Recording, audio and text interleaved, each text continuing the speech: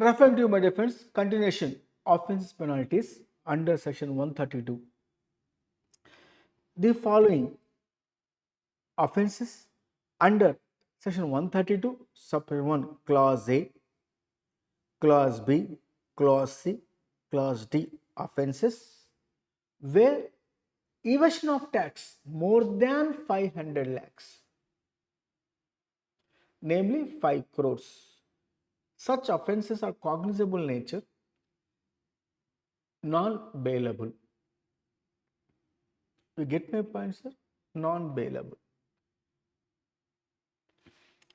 If the offense has been proved,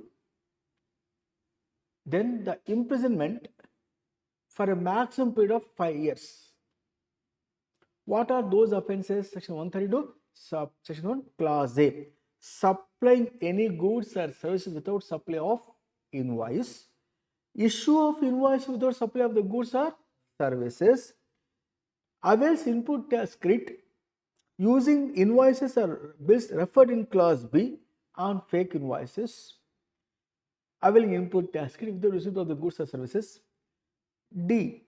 Collect the amount as tax but not remitted to department for a period more than 3 months from the due date on which such payment becomes due. In all these 4 classes, evasion of tax more than 500 lakhs is a cognizable offence, non-bailable offence. If arrest taken place, not possible to avail bail because non-bailable. Offence proved, maximum imprisonment 5 years. All other offences, in the sense value less than or equal to 500 lakhs, or any offences other than these classes, falsifies the information, abet the office, or the what we can call it, evasion of tax other than the A, B, C, D of section 132, subsection 1. It may be more than 500 lakhs or less than 500 lakhs, non-cognizable offences. Meaning, arrest taken place, one can ask for bail. Bail will be given. Then, what about clause A, clause B, clause C, clause D of section 132, subsection 1? These classes, these offences, where value not exceed 500 lakhs, also be bailable offences, non-cognizable offences. What is the difference between cognizance and non-cognizance? Means arrest taken place in case of cognizance without prior permission or without an warrant from magistrate. Non-cognizable offences, arrest can take place only with the prior approval of the magistrate. Now that magistrate here we called as commissioner. So commissioner should grant the is a power holding the power to grant the power to arrest. He is the authority to execute a prosecution against the taxpayer. You get my points? Now, assume a scenario, offences of section 132, where if more than 500 lakhs, if it is 132 subsection 1, class A, class B, class C, class D, non-cognizable offences, which are cognizable offences, which is non-bailable. Cognizable, non-bailable. Repeating, section 132 subsection 1, class A. What type of offence? Say the supply of goods without issue of invoices. Class B, supply of invoices without supply of goods or services. Class C, availing the ITC and so those fake invoices. Class D, collect the tax but not paid to department for a period more than 3 months from the due date. In all these cases, tax evasion more than 500 lakhs, cognizable offences. Offence has been proved in the court, imprisonment for a maximum period of 5 years. Coming to the second category, more than 200 lakhs of rupees of tax evasion, but less than equal to 500 lakhs. If in that case, non-cognizable offences, bailable offences, offence proved for a maximum period of 3 years imprisonment with the fine. If more than 100 lakhs but not exceed 200 lakhs of tax evasion, up to 1 year of imprisonment with the fine if the offence has been proved. Before that, arrest taken place, non-cognizable offences, therefore bailable. Get my point, sir? There is one more clause where offences specified in clause F means falsifies the information. In that case, irrespective of the value, even less than 100 lakhs of rupees of tax evasion, minimum imprisonment is there if the offence has been proved, which is 6 months, or with the fine, or both. Such offence also non-cognizable, bailable. If this offence is repeated second time subsequently, irrespective of the evasion of the tax amount, maximum imprisonment 5 years with the fine. Second time if you commit this particular offence. I am not talking about here quantum of fine. I am talking about quantum of punishment with imprisonment. Now got the clarity? The tax amount what we referred here, CGST, HGST, IGST are together I am talking. Not again 5 years imprisonment as per CGST, 5 years imprisonment as HGST gone. That is not so. Clarification given here. Entire tax should be considered for the imprisonment purpose. 100 lakhs, 200 lakhs, 500, 300 lakhs or 500 lakhs. These are all inclusive of all taxes. Get my point, sir? Once you understand these offences, then I am referring to you here section 138, section 138. Directly I am going in between small sections are there. Cognizable section, non-cognizable section, power to arrest section 69, power to arrest with the commissioner or any officer authorized by the commissioner. Without the prior permission of the commissioner, arrest should not take place. Small miscellaneous points are there.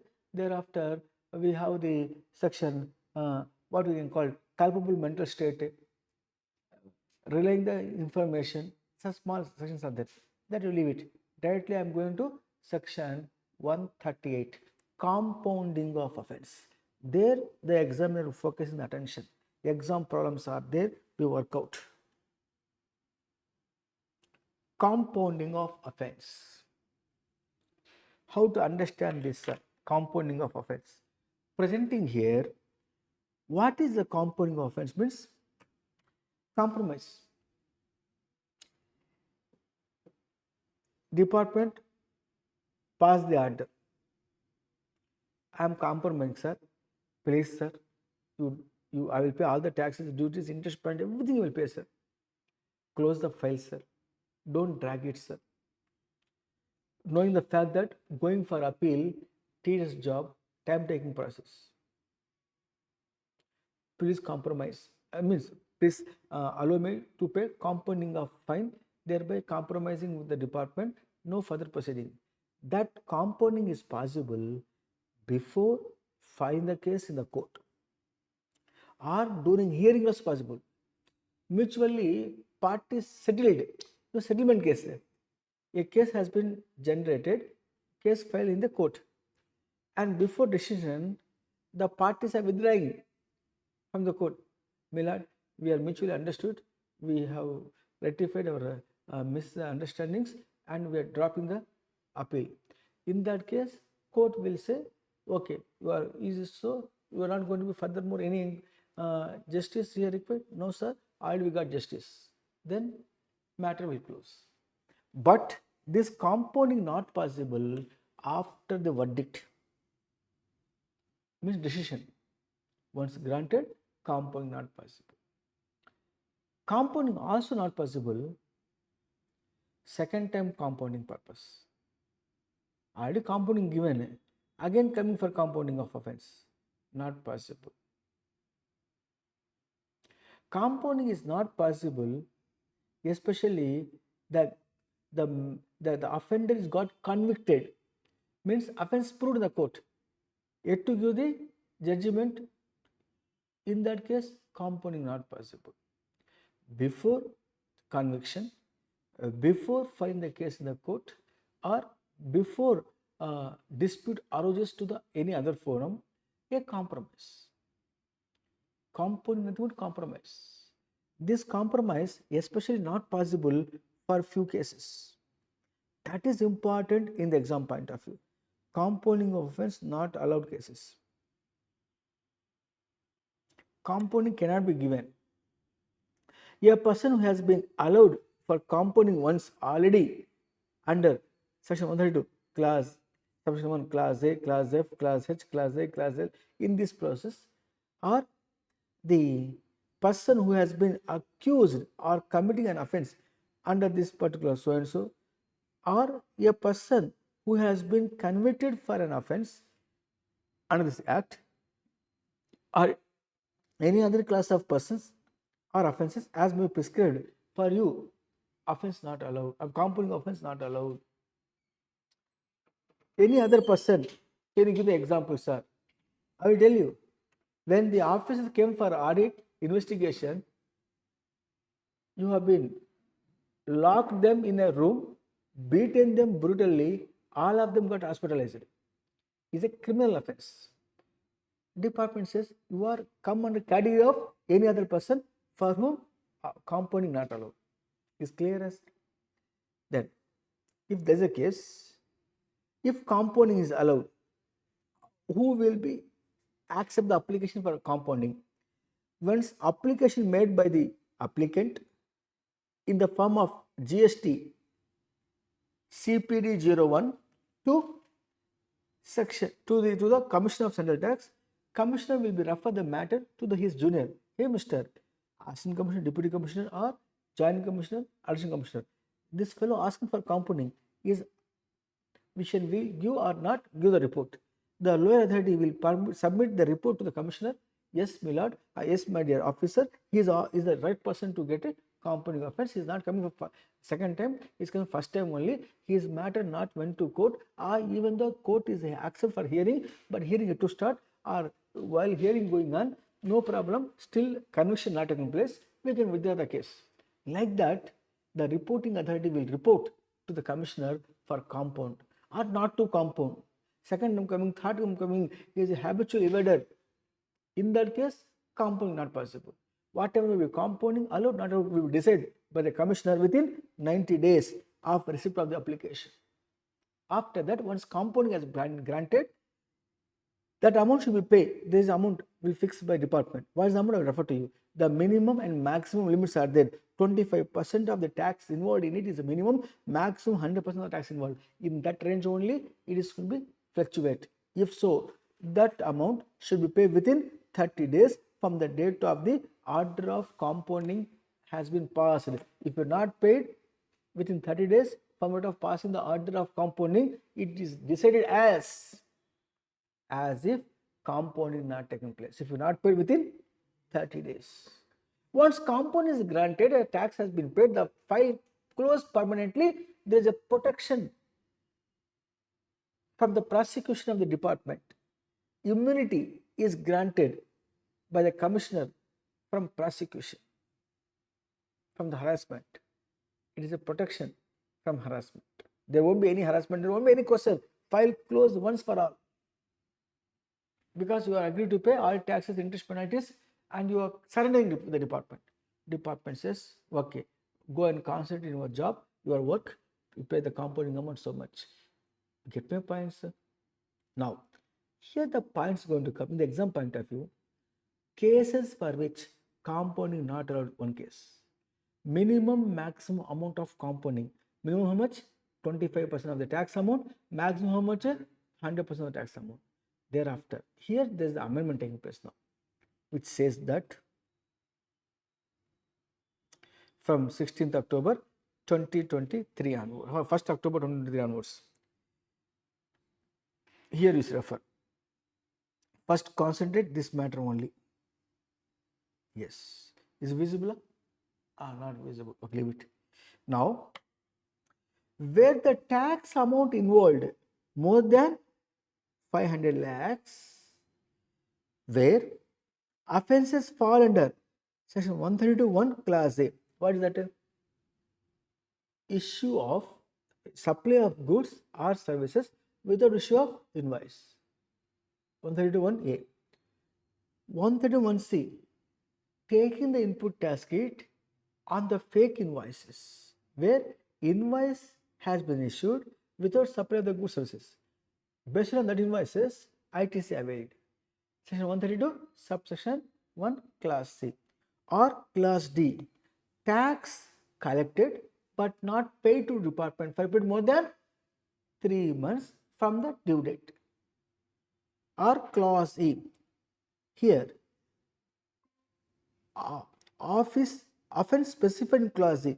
What is clause E offense? I will tell you. Clause E offense 132 subsection 1 clause E, evades tax, fraudulently obtains a refund where such offense is not covered under class A to class D. Evasion of tax not from class A to class D.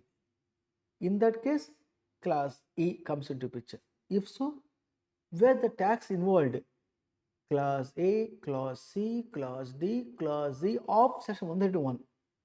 Tax evasion more than 500 lakhs, then the law here says maximum penalty, compounding of amount penalty, 75% of the tax evaded, minimum is 50% of the tax evaded. So here 75% maximum to 50% minimum is a maximum, is a minimum, where tax evasion is more than 500 lakhs. Is clear, sir? If it is a in between 200 lakhs to 500 lakhs, this is 200 lakhs to 500 lakhs. Minimum is 40%. Minimum is 40%. Maximum here is 60%. So I think you understand this point. What I'm trying to say here is by bringing to notes like this.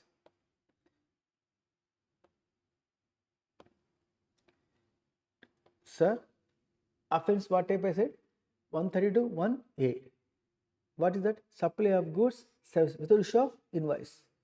Section 31, section 132, subsection 1, class C. Availing the input tax credit on fake invoices where goods are not received.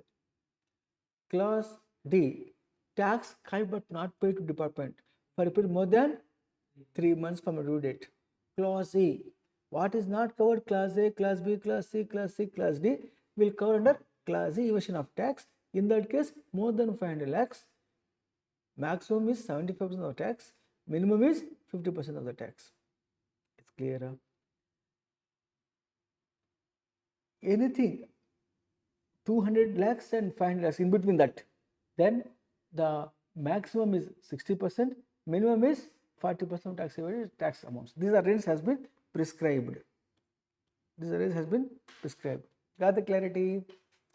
Any other than that, any offenses, minimum is 25%. Get my point, sir? Department can go up to 100% also, but the here prescribed limits are given 75, 75 and 50, 60 and 40. Anything other than that, 25% of the tax. Is clear, my dear? Sir, if is a more than one offense is more than once, multiple offenses. In that case, while applying the minimum and maximum will apply. Look here. Is the point, very important point, this point. Can you read, my dear friends? Somebody please, this box column. Provided that where the offense committed by the person falls under more than one category specified in the table above, the compounding amount in such case shall be the amount determined for the offense for which higher compounding amount has been prescribed. Is clear, sir? Now, I am going to bring out examination problems. Let us work out.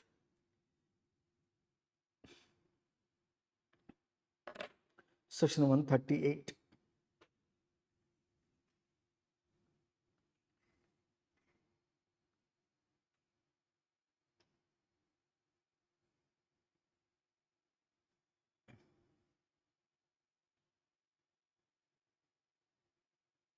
Yeah. Take this exam. It's exam problem. CA final exam problem. I only change the names, values. This problem I'm going to bring notice. You have to answer. You will answer. I'm confident my better students. You read Raja, please. Somebody read Amma. The department has initiated prosecution proceedings against a taxable person, Mr. Neeraj Vyas, who is alleged to have evaded GST of 6.8 crores. He has approached the commissioner with the request for compounding the offence. After examining the request, the commissioner has directed Mr. Neeraj Vyas to pay 3.9 crores as the compounding amount. Indicate the minimum and maximum limits for the compounding amount. The amount fixed by the commissioner in this case within the limits prescribed under the law. Also, what is the consequence of the commissioner's decision allowing the request for compounding of the. So the minimum maximum, we have not noticed any particular specific provision of offence, but it's an offence. 138, minimum how much? Minimum 25% is on what value? Huh? 6.8 crores.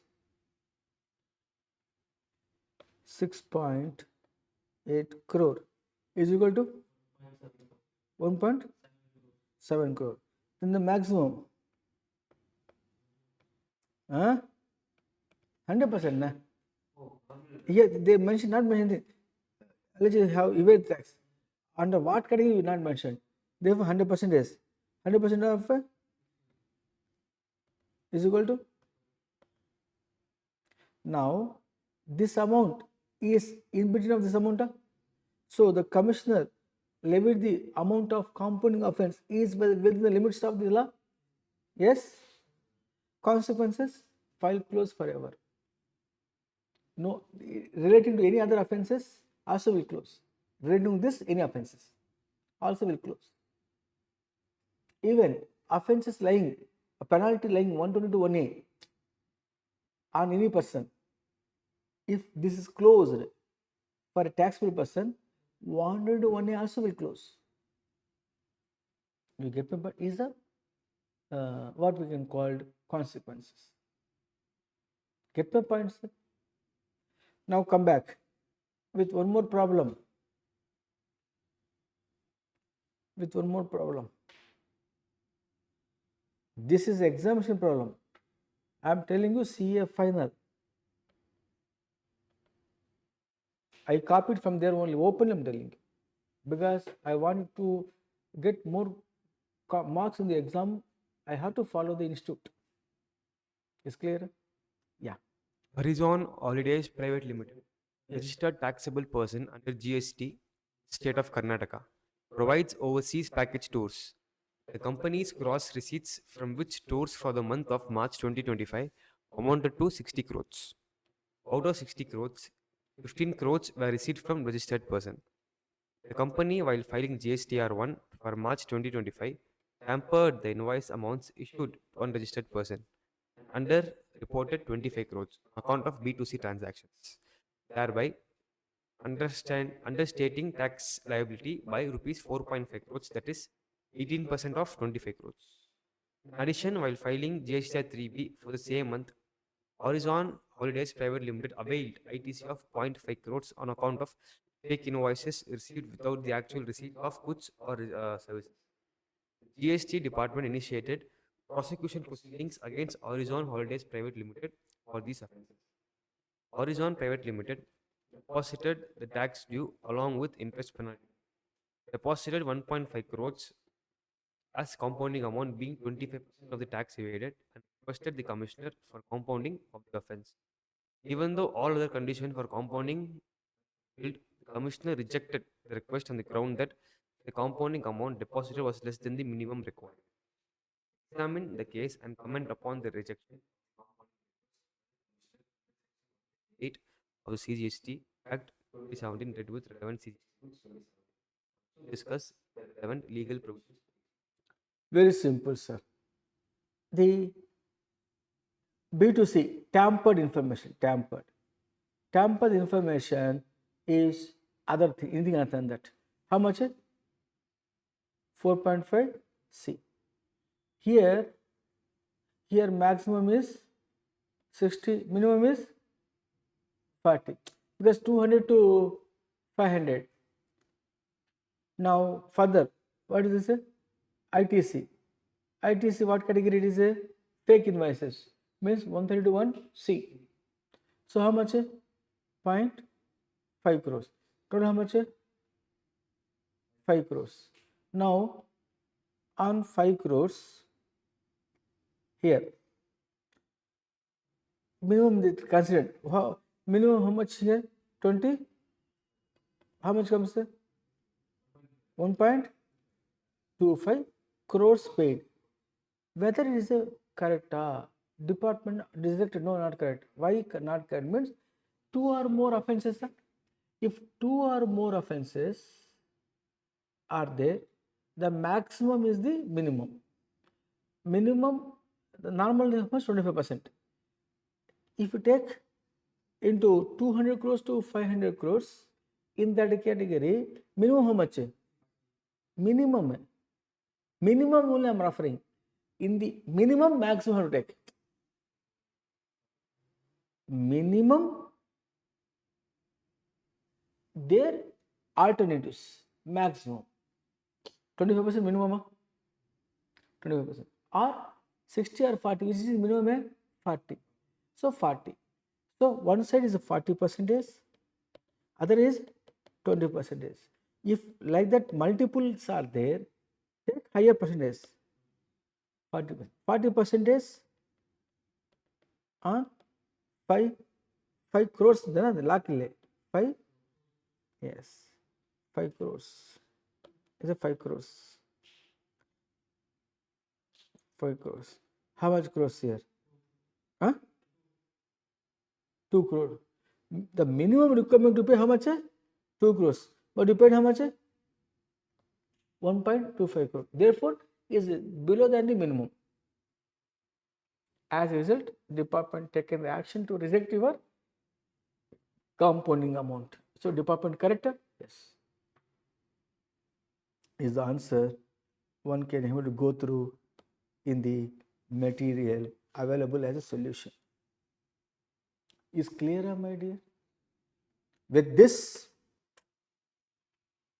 journey on indirect tax laws, GST portion applicable for your coming September 2025 examination, GST part is completed.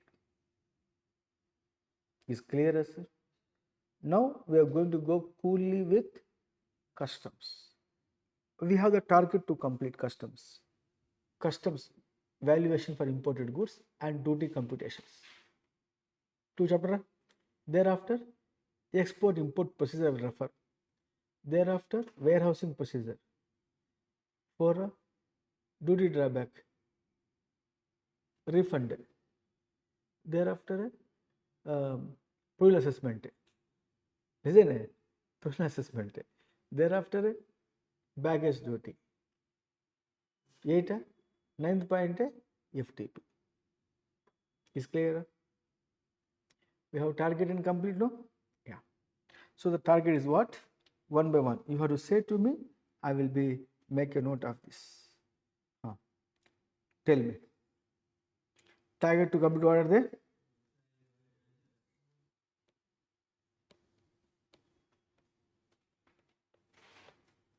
Customs Act 1962. 1.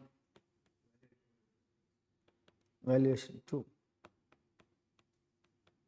duties 3, 4, and assessment day. Provisional assessment you have to say. Full assessment not PA. Provisional assessment 5. Okay. Warehousing.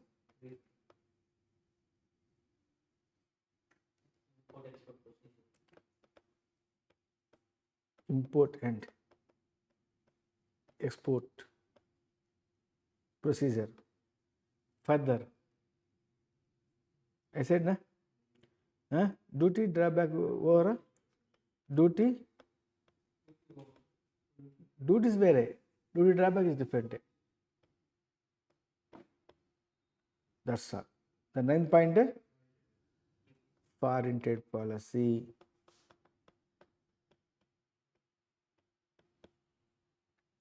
9 are there, Raja. Will easy to complete. First I will attack. The way in which you have to proceed inside is the matter.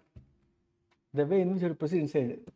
First I will take import-export procedure for my discussion. Once I complete, I will put a tick. Like that, you have to study your preparation also. Like that I used to study. Like that I have to prepare. See, when you go for revision, first you have to have boundary. What I am going to refer. These are the points. Where to refer, Rafi sir material, trust on Rafi sir. This only I am going to study, not anything other than that. Then Rafi sir material, Rafi sir workbook, Rafi sir handbook 1, handbook 2, Rafi sir amendments classes in one place. You design the target and available time. Each one which priority. First go through for revision with which you are favorite. You get my point. Then one by one, which is favorite to go first revision. Get the input and again revise. Like that. Now short period of time, once revision sufficient for you. General preparation for revision, minimum 4 to 5 times required. Yes. Then in the examination, you won't think and this or that, that confusion won't come while thinking. Straight away, this is what answer, this is what answer, this is what answer. You have to say. That come only when you have hands-on experience. That time, that paper, whatever may be X or Y or indirect taxes, you will be 80 plus. Take into account. Now please come back. I am going to refer import or export procedure. Correct?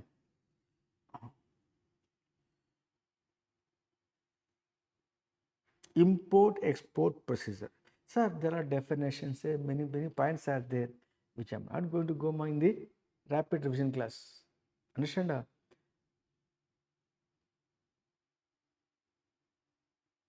Because you are mature enough to understand. Import export procedure. Look here. Import. I referred through vessel. Through vessel import. Why? Major imports or exports routed through sea. Reason for damn cheaper sea freight. If it is air freight, much costlier. Sometimes the air freight near to the value of the goods also. Yes. If the quantity is lesser value, quantity you are importing, the freight will be higher. Sometimes before, when I was working in the exam in the garments company, EOEO, where I worked as manager finance, we import the buttons, shirt buttons, to manufacture that shirts. And our clients are in South Africa. They specifically mentioned so and so button we want made Singapore. When we made a Singapore from Singapore, they import that buttons through air. Around 200 or 2000 buttons we imported. the value of the button's total consignment cost is around 122 or $125, but the air freight also around $80 to $90, near to value, very expensive. That's why only through sea. When the goods comes to India, the master of the vessel should submit import general manifest. Means I'm master vessel, I brought the goods belongs to so and so person. Can you permit you to import the goods on the landmass of India?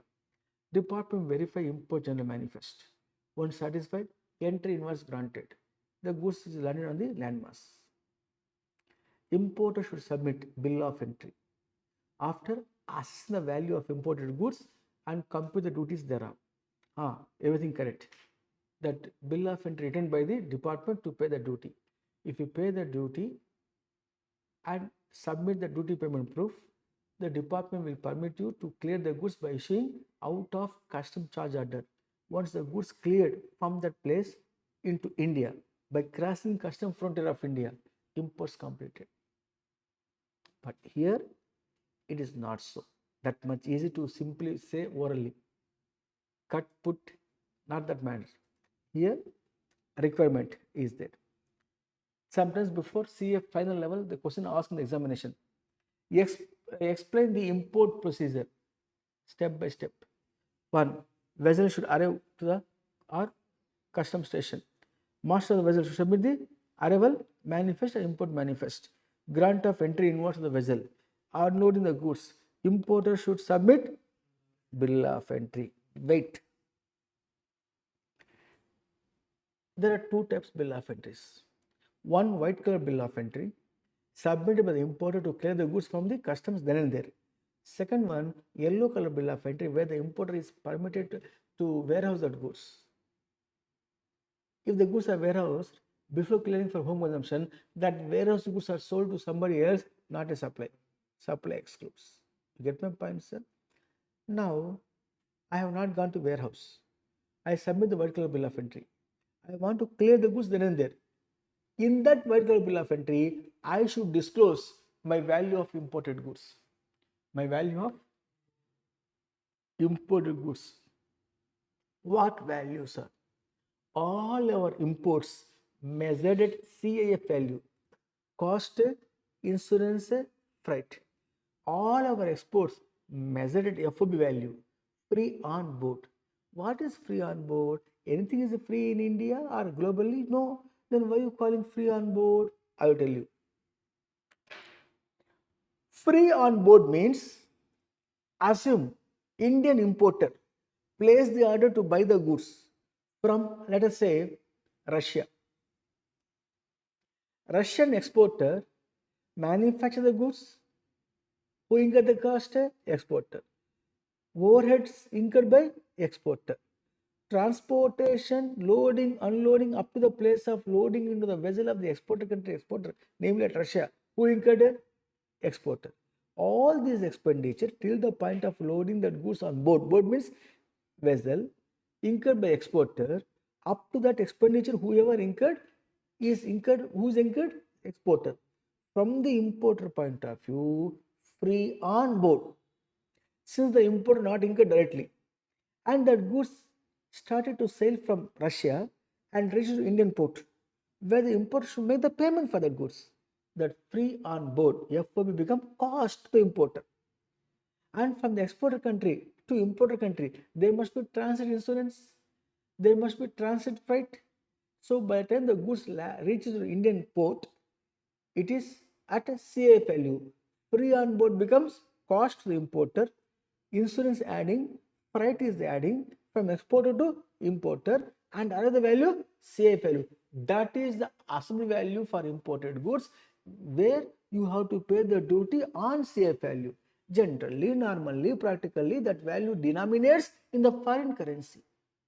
You must convert it to Indian rupees with the exchange rate, with appropriate exchange rate. This exchange, one way they refer to you under rule number 34 of the CGST rules, where In the case of import of goods, exchange rate of the CBIC at the time of submission of bill of entry by the importer is relevant. If exchange rate of the CBIC is more than one rate is available, then which rate of the CBIC should be considered for the import of the goods? Means at the time of submission of bill of entry, a documents of title and imported goods in the hands of the importer. As on the date, exchange rate of the CBIC relevant. Okay, sir. So foreign currency denominating CF value multiplied with the exchange of CBIC got Indian value, sir. Then on which you apply basic custom duty. Which basic custom you have to consider, sir? As per the Garden Silk Mills Limited, at the time of crossing the customs frontier of India, the rate of BCD is relevant as a taxable event for imported goods. What is the particular we called customs frontier of India? Just passing the gate of customs port. We understood 2 points. While preparing the bill of entry for submission, we have to show in the bill of entry what value? CAF value. C is nothing but what? C nothing but what? FOB. I insurance FA freight. So that value is the foreign currency convert into exchange rate of the CBIC at the time of submission of bill of entry Indian rupees. That value, total value gives Indian rupees is the value of imported goods, CF value. And that value will apply duty of customs. Now, how to arrive the value? Because unless until you show the value of imported goods, unless until you show the duty on the imported goods by following the self-assessment, department not permitting you to clear the goods. Therefore, in this process, I am bringing notice one important key element. While preparing value of imported goods, if there is FOB value, FOB value is the here let us say USD is $10,000. Is that a safe value? We have to develop safe value. Nothing is given. Then insurance at the rate of 1.125% on FOB, which is 1125 correct or 1112 point is clear dollars. These dollars should not be round off into rupee because dollars. Thereafter freight if not given 20% is on FOB value. How much? 2000. Then 12,112.5 CIF value. CIF value. If it is in the foreign currency, exchange rate of CBIC at the time of submission of bill of entry BE. Assume if it is 99 rupees, how much comes? CIF value 11,99,138.7 137.5 means 138 is clear, sir.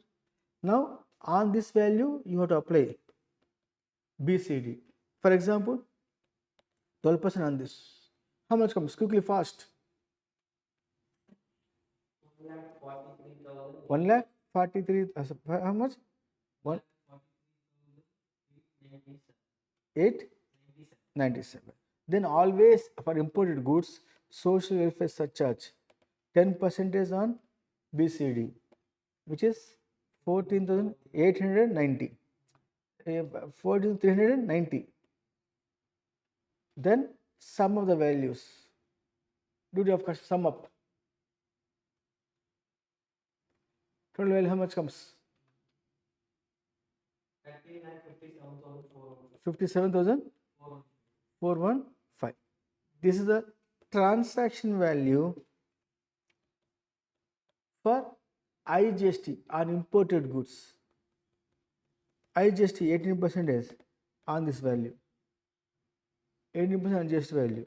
How much comes then?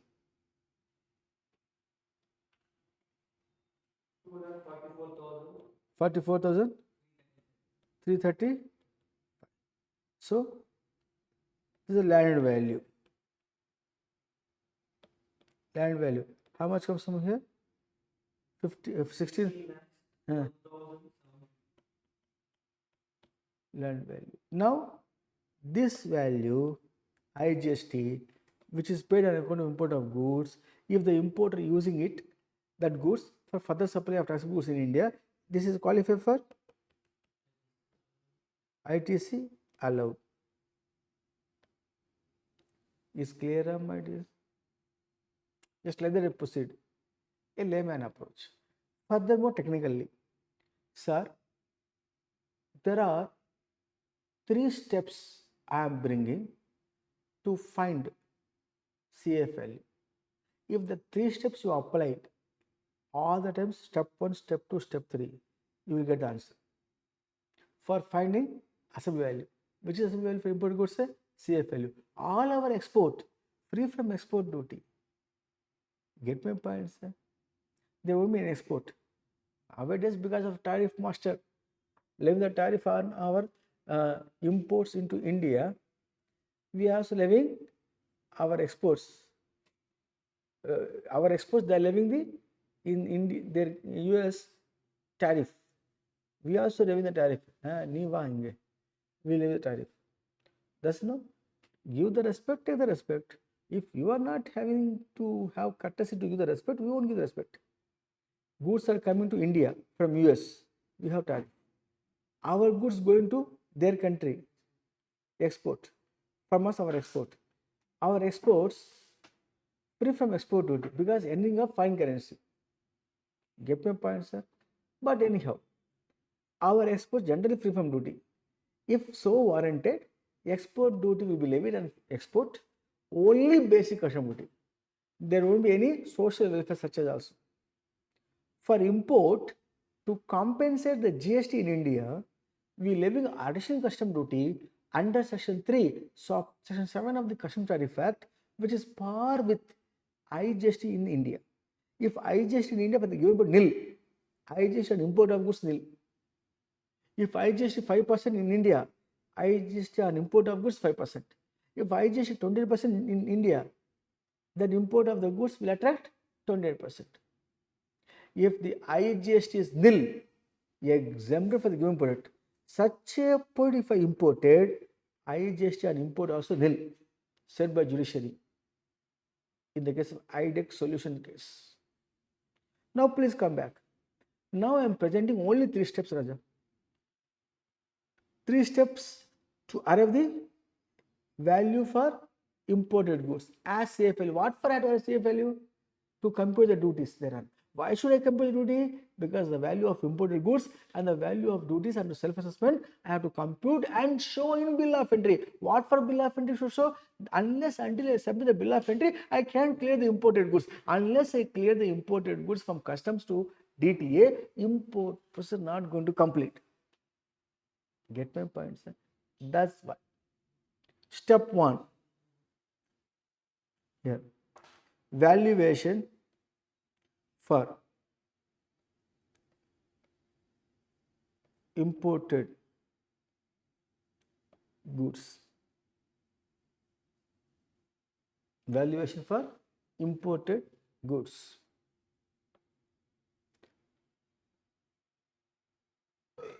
Here, step 1.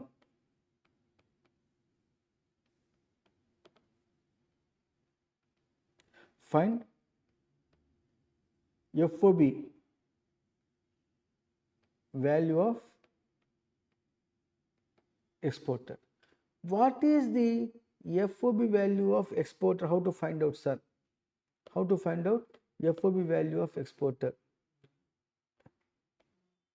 Sir, FOB value of exporter nothing but all expenditure incurred by the exporter till the point of loading the goods in the vessel aircraft of the exporter country, port or airport. All expenditure incurred by the exporter up to the point of loading the goods in the vessel aircraft of the exporter country port or airport. Who incurred a exporter? From the importer point of view, it is a free on board FOB of exporter. For example, see here it is in US dollar. For US dollar, for example, it is $1 lakh. Step 1, understand? FOB value of a exporter. Sometimes problem will give FOB value of exporter. Very good. Step 1 you can skip. Then step 2, find FOB value of customs. What do you mean this? We have rule number 10.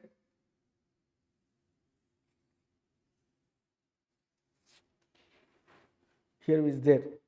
We have the, I will show you also to you. I will show you the exact provisions to make you understand.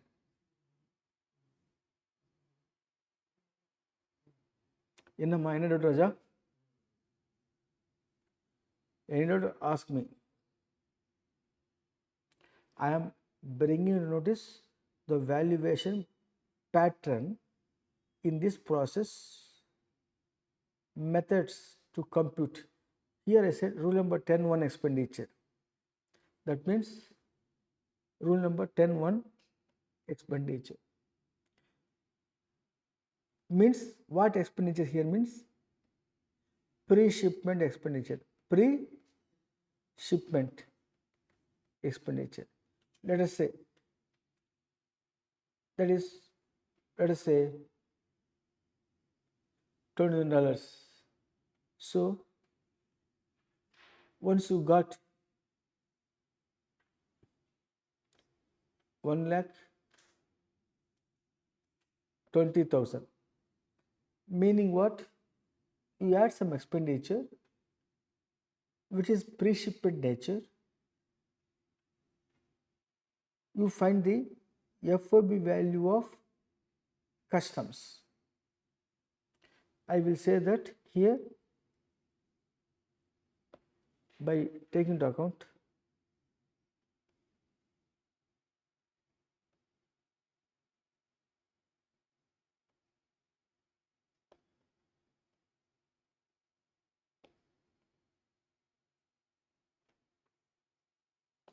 is clear, sir.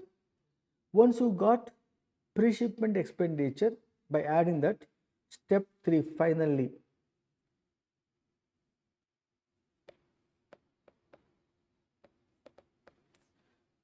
here add rule number 10 to expenditure. What are they? Rule number 10 to, we are 10 to 10 to expenditure. What are they? I'll tell you. One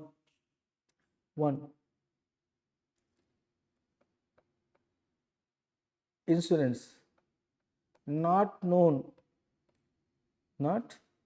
case, then at the rate of 1.125% on what? No, on FOB of customs, not FOB value of a exporter. Thereafter freight. If it is air freight, maximum 20% on FOB of customs. If it is actual air freight, or 20% of the FOB of customs, whichever is less is to be considered. Should not go maximum 20% on the FOB of the customs. If sea freight given, actuals, no freight given, 20%. Air freight given, actual air freight should not go beyond 20%. Then add the values, this and this. How much comes to 1,20,000? 1.125%. How much? 1,350. 20% on 1,20,000? 24,000. For example, actual 30,000 USD or 20% or 20%. How much? 24,000 USD. Whichever is less.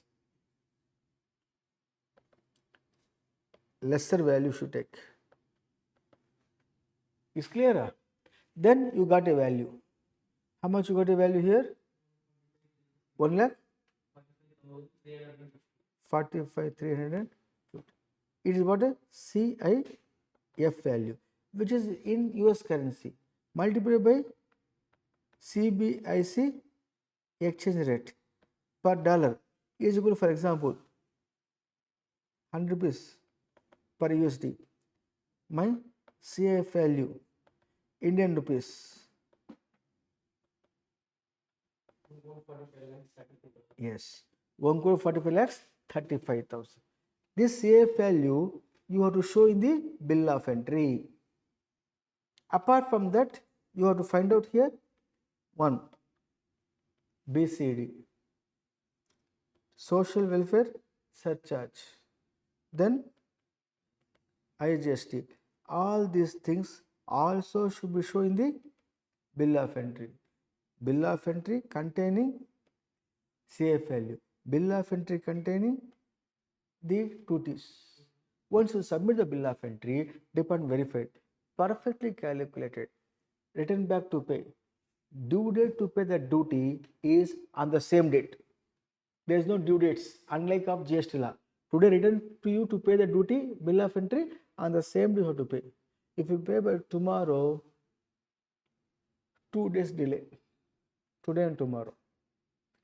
Today and tomorrow, tomorrow holiday, you paid on next day, 3 days. Today, tomorrow, 3 days. 3 days number of days delay minus holidays, 1 day. Balance 2 days. For the 2 days, interest under section 47A of the custom charge effect to at the rate of 15% per annum interest. There is no 18% interest here. There is no 24% interest per annum here. Under the customs law, only 15%. Get my point? If delay happens, you have to pay total number of days delay minus holidays. The balance number of days you have to pay interest rate of 15% per annum. Is clear? If there is a case, can I bring the numeric problem here? Commission include here, where in the given case of pre-shipment expenditure, that commission should not be a buying commission. There should not be a buying commission. Buying commission means a bulk commission, bulk discount. More and more you purchase, more discount. You 100 units, 10 rupees per unit. 1000 units, 8 rupees per unit. Should not be considered. Is clear, sir? That's called buying commission. Should not be considered. See, here I mentioned what is the expenditure under rule number 10(2)(1), insurance, 2, freight. One more is there, or two more is there. One is a ship demurrages. Ship demurrages means ship delayed to deliver due to various reasons. Ship demurrages charged by shipper company, followed by letterage or bar charges, meaning from the mother vessel goods are bringing to port. Mother vessel cannot come to the port. Halted outer anchorage. Small transshippers going near the mother vessel, part by part remove that goods and part by part bring into the port. Such charges called letterage or bar charges. So under rule number 10 to two more expenses you can add it. What are they? Ship demurrages followed by readerage and bar charges.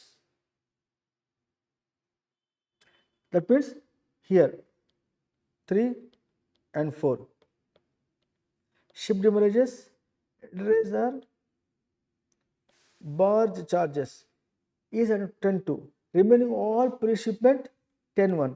How I can identify pre-shipment, add, post-shipment, should not add means all expenditure incurred by the importer exporter up to the point of landing the goods on the landmass of India, up to landing on the port.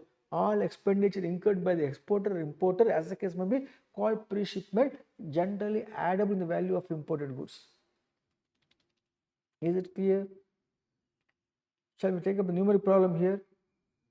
That numeric problems gives clarity to understand this. So now I am covering what chapters now? Chapter number 1, I am referring here. One is import procedure. I am referring value of supplies. I am referring computation of duties. So in this combination, and again I am telling you, if there is a delay in payment of the custom duty after returning the bill of entry to pay that particular tag duty amount, if delay happened, total number of days minus holidays. For the balance number of days, liable to pay interest at the rate of 15% per annum along with the custom duty. One by one we refer.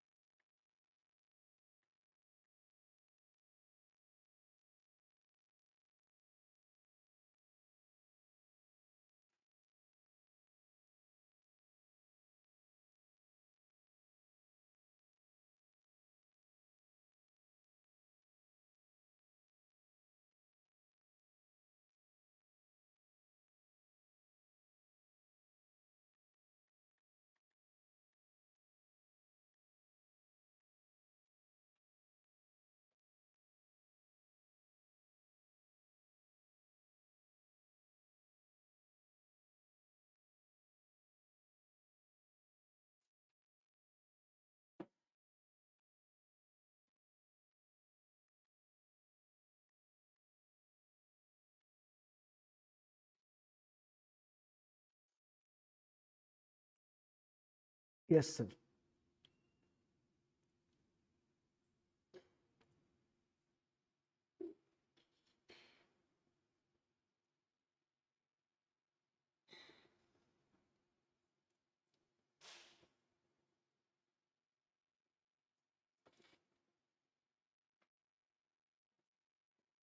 Very good problem is here.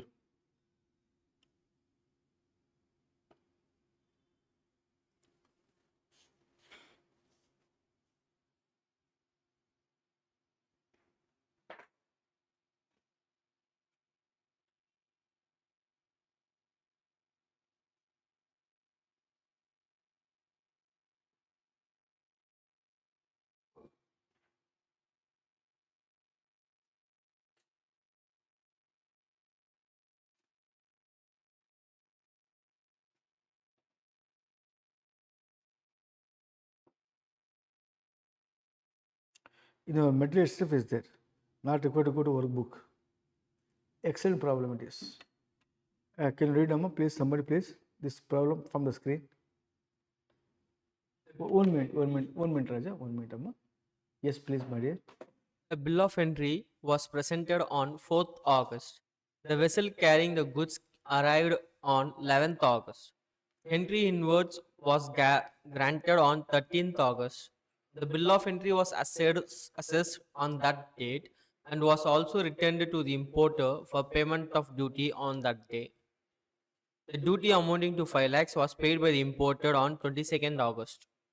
Calculate the amount of interest payable under Section 47(2) of the Customs Act 1962, given that there are 4 holidays during the period from 14th August to 22nd August.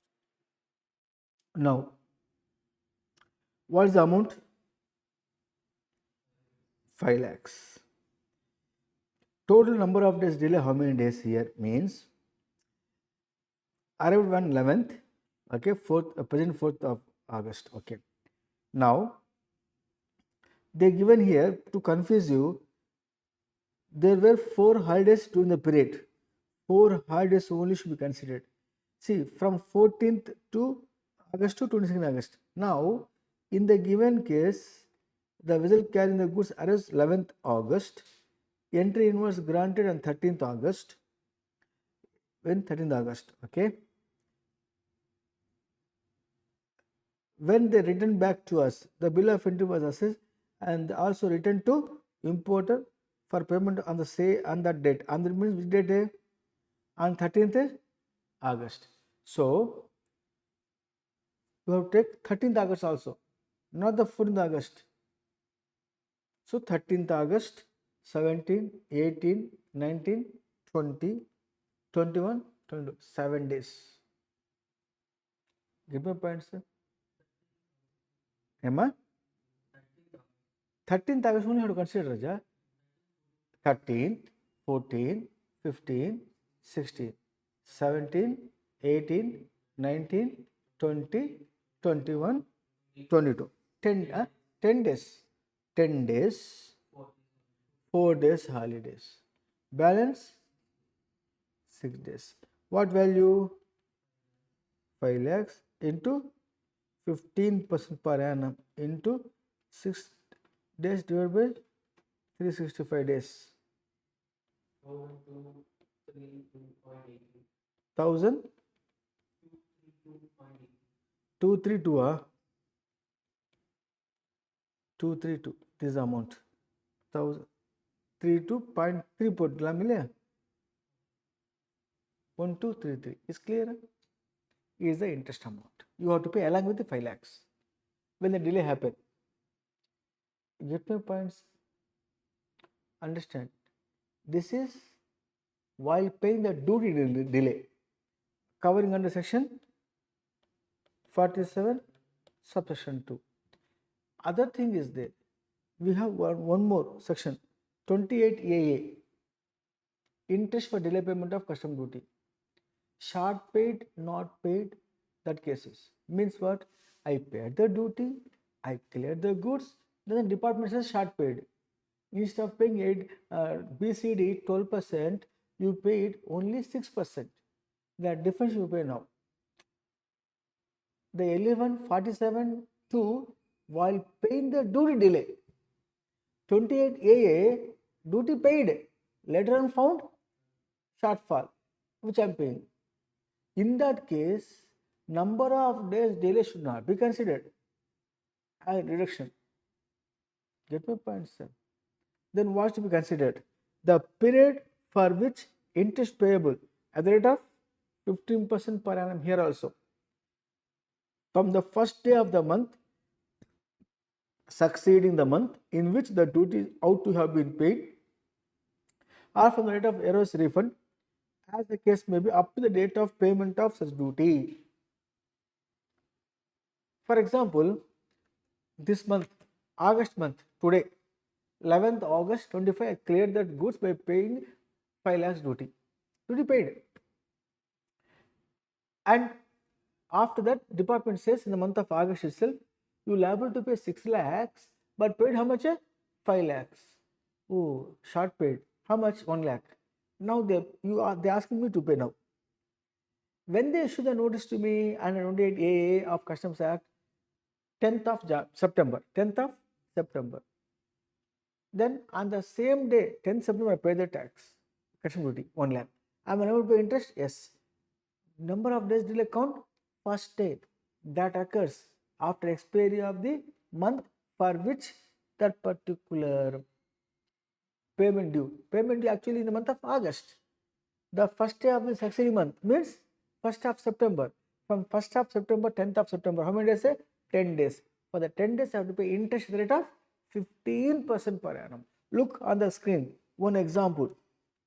One example. This example. Could you read more, please? Somebody please read more. Example. This example.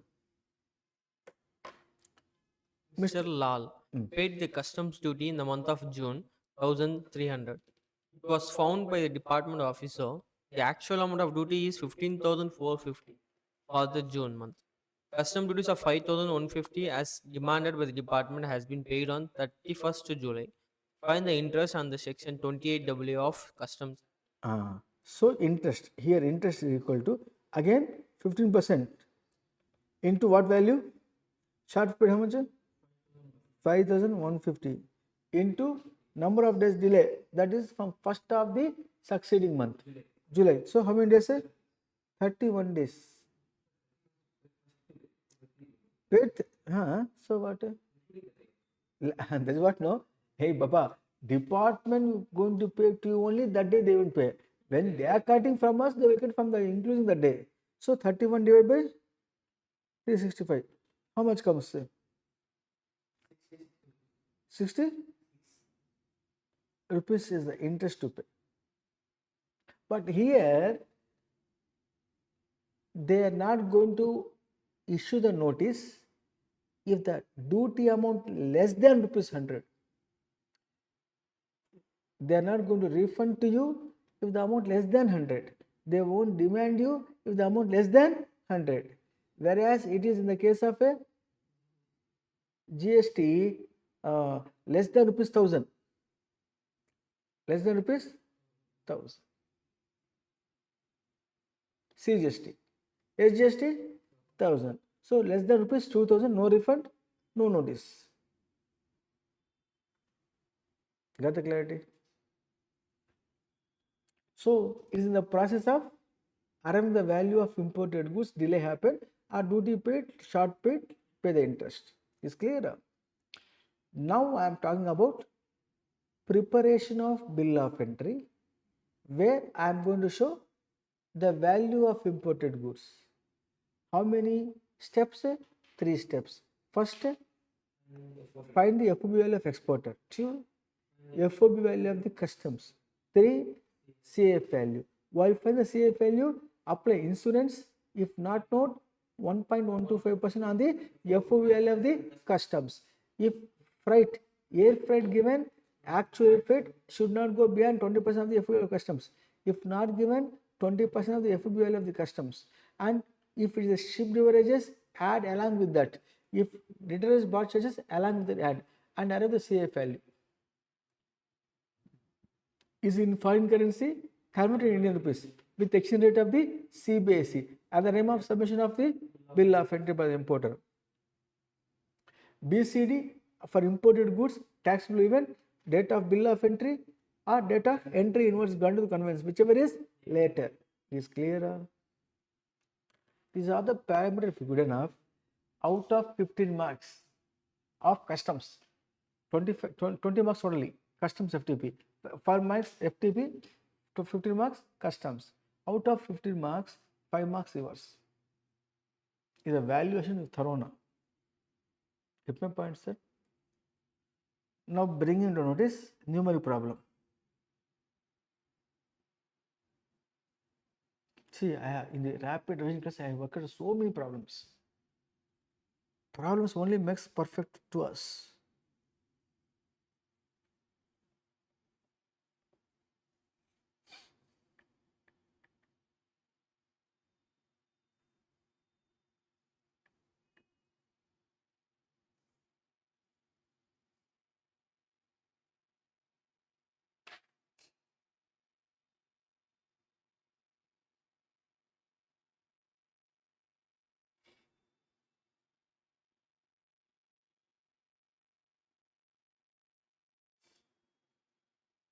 An excellent problem.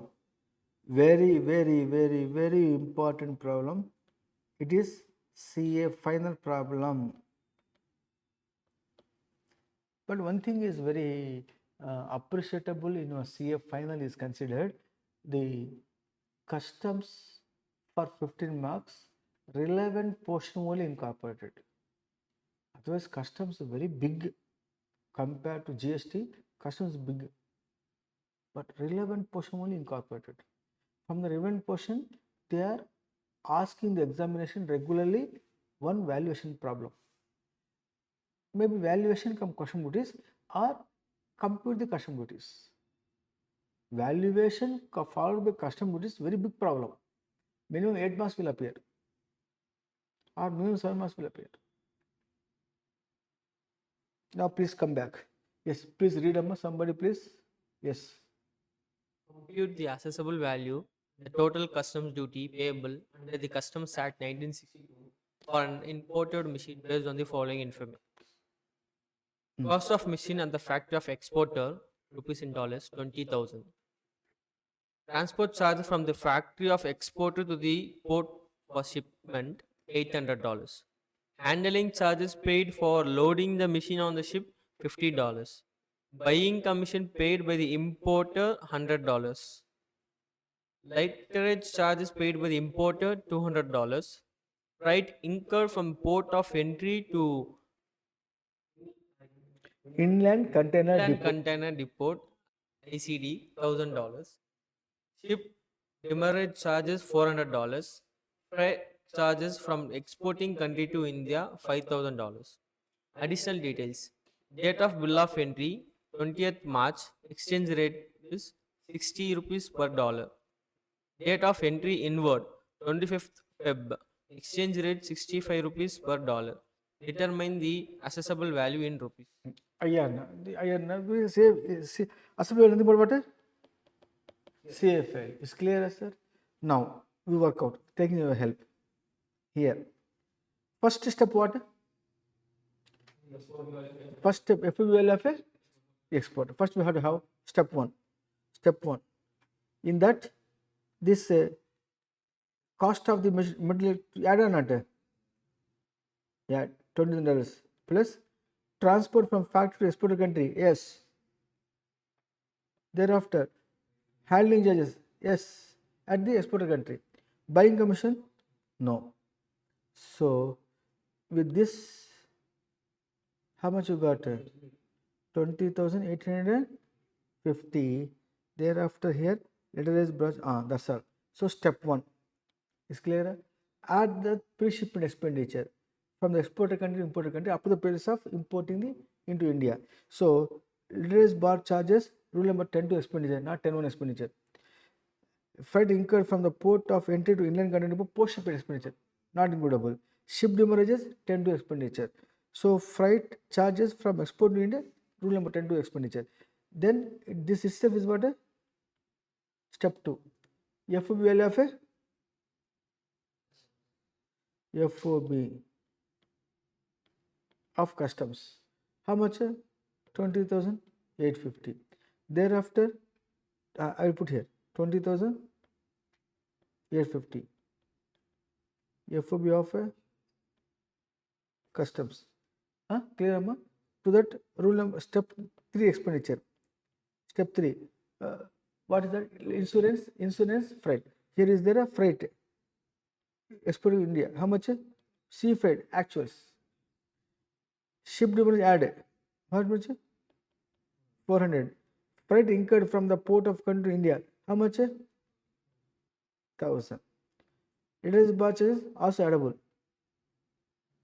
Letterized or bar charges means bringing the goods from the mother vessel to port, because big vessel cannot enter into the port. How much comes?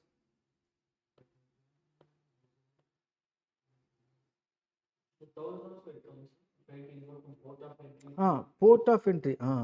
You are right, Baba. This is post shipment expenditure. This is 4,000 rupees not addable, but freight not given. No, therefore freight given. What is not given? Insurance not given. See, silent killer at the rate of 1.125% on FOB value. of customs. 20,850. How much comes? 235. Then you add the value CIF value. 20,850 plus 500 plus 400 plus 200, 235.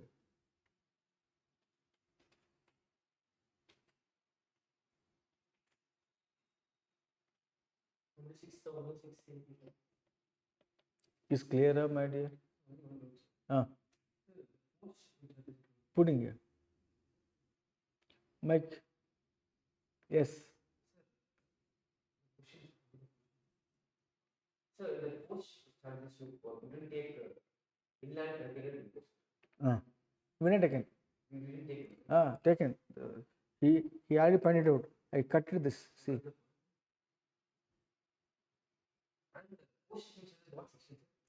Post shipment charges any expenditure incurred after the import completed. Then what is the import up to the landing the goods on the landmass of India? See, in the given example here. 1 minute, I'll show you here. If that goods landed on landmass of India, it landed here. Up to that pre-shipment. After that, post-shipment. It's clear, sir? Got the clarity? Yeah, bifurcate. Huh? The step 3 of that. Post-shipment nowhere should be added. In step 3, what we are adding? Pre-shipment expenditure, only 4. One is freight from exporter to importer.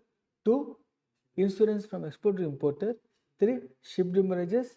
4th one, letterage or bar charges, which is nothing but handling charges from the vessel to the port. Letterage or barge charges, which to cut. You want more clarity on it? Warnings. Warnings will come only when you have the clarity on this.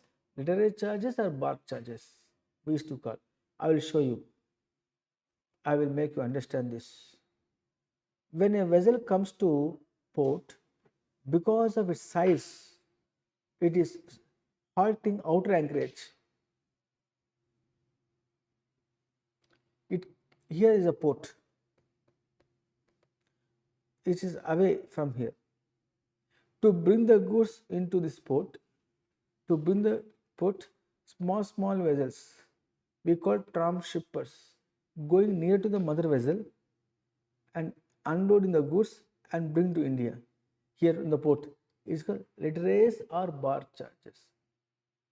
That charges is pre-shipment because goods yet to be land on the landmass of India. Got the clarity? Now please come back. Here, CFL 26685. Multiple exchange rate. Which exchange rate? Bill of entry, inward supply. Exchange rate should be considered which rate? Why bill of entry? At the name of submission of bill of exchange rate of the CBSE. What rate? 60 rupees. Multiply with the 60 rupees. You get CF value in Indian rupees. 16 lakhs 1100 is the value should be shown in the bill of entry. Value in the foreign currency, value in the Indian rupees. 2668456 61074. Why difference coming in? How much you got? 266 84.5. Round off here. This should not be round off, Raja. 235 point. 235. That should not round off, Amma. I told you, dollars can be round off. 234.56. Minimum 4 digits. 4 digits required. 5625. So this will be 2668 for a Correct? That multiplied by 60.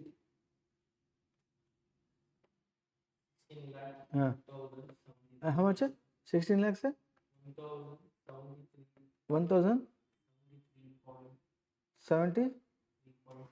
374. That round off. 161074. 1601,074. Got the clarity? It's exam problem. For the God's sake, we should round off the dollars. Excellent standard problem. It goes all 3 steps. The duties are there, duty apply BCD. On BCD, social welfare surcharge. Thereafter, IGST. That total duty should be shown in the bill of entry. I showed in the bill of entry, sir. Now look here. Listen, we are here, no? We are here. I submit the bill of entry. Department assess it. Fine, correct. Return back to me to pay duty. Duty payment taken place. I can show the payment of duty proof. I can lift the goods from the trucks and bring into India. Once the goods brought into India, after crossing the check post. Continuation. Referring to here, export procedure, for which you should know taxable event for exported goods. We have taxable event for exported goods with the case law we have here.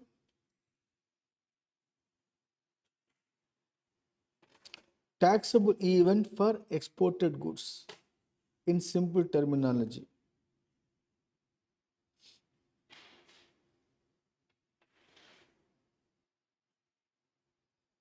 In the case of Saji Tayabali Kapasi case, Supreme Court of India said taxable event for exported goods, the proper officer makes an order permitting clearances, namely entry outwards granted, and loading of the goods for the export took place. Entry outward granted for the goods and loading of the goods to take place. For export through sea or by air, the exporter should submit the shipping bill. By land route, bill of export. Department satisfied, entry outward granted. And after entry outward granted shipping bill, the exporter should load the goods in the vessel. After entry outward granted, the exporter went to the factory to bring the goods. By the time he bring the goods to the port, vessel departure. No question of export. Entry outward granted the goods and subsequently the goods loaded into the vessel or aircraft is called what? Taxable event for exported goods. At the same time, exchange rate for our export goods at the time of submission of shipping bill or bill of export, exchange rate of the CBI is irrelevant. All our exports denominates at a FOB value that itself is the assessable value for export of goods. Got the clarity, sir? Now, if there is a case for export, if there is a duty, only basic custom duty apply, no other duty census will apply. For export, only one duty, if and if.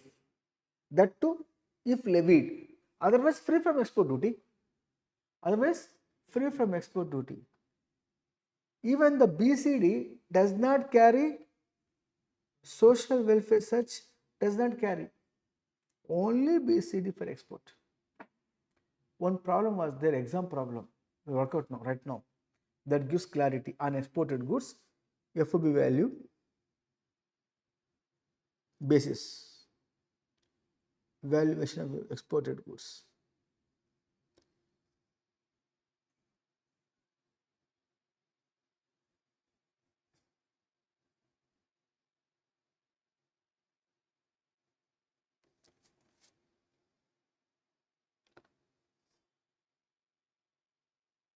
Yes, this is a problem. I will read this problem for your kind consideration. Janet exported private limited exports private limited exported the goods Germany by air cargo. The FOB price of the exported goods $1,20,000. Further, the given presentation of shipping bill 8th March 2025. Basic 15%. C by exchange rate another day 74 rupees per dollar. RBI rate 73. Let export order granted 12th April, namely duty at the time 12%, exchange of C basis 75% and RBI 74. In the given case, my export FOB value $1,20,000. If so, exchange rate as per CBSE at the time of submission of shipping bill. CBSE exchange rate how much? 74 relevant. Then Indian rupees how much comes in? 88 lakh 80,000 is the FOB value of export in Indian rupees. Then BCD 15% or 12%. Here 12% how can you say, sir? Let it is put out granted when 12th April. Presentation bill of shipping bill 8th March. Whichever is later, obviously. Which is later? 12th April. What rate? BCD 12% on this is equal to Indian rupees duty of customs 65,600 is the amount. BCD not carry cess. Look here, you take an exchange rate 10,65,600. BCD only attract. It doesn't carry social welfare surcharge and all. I given the reasoning here. Is clear? So we came to know export FOB value. What is the procedure of export? Like import aircraft should arrive the vessel to the port airport aircraft to the airport. Thereafter, the in charge of the air vessel should submit the import manifest, arrival manifest to the verify the department and given the permission to entry inwards. Thereafter, unloading the goods, importer submit the bill of entry, assessment taken place, ask the payment of duty, pay the duty the same day. Same day you pay, no interest. Delay happen, number of days delay minus holidays. Section 47 to interest at the rate of 20% per annum. That's it's clear. Then come to this part of our what? Export. Export procedure I am referring now. Export procedure under the customs. Look here, my dear, step by step I am explaining here. Listen. First and foremost, look here.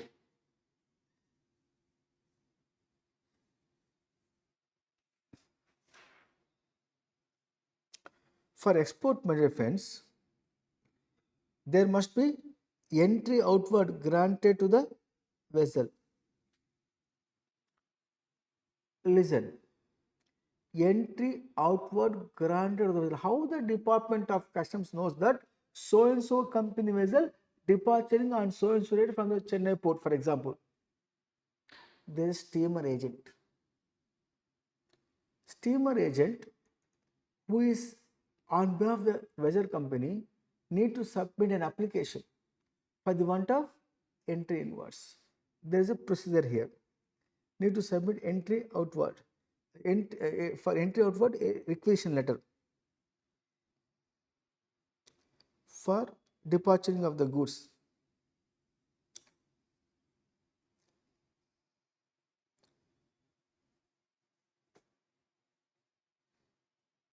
In the case of export,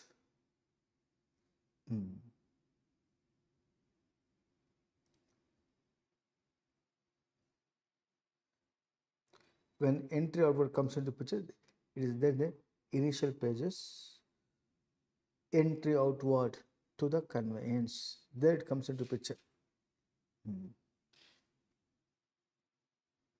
Look here. entry outward to the vessel. See, entry outward to the vessel. A steamer agent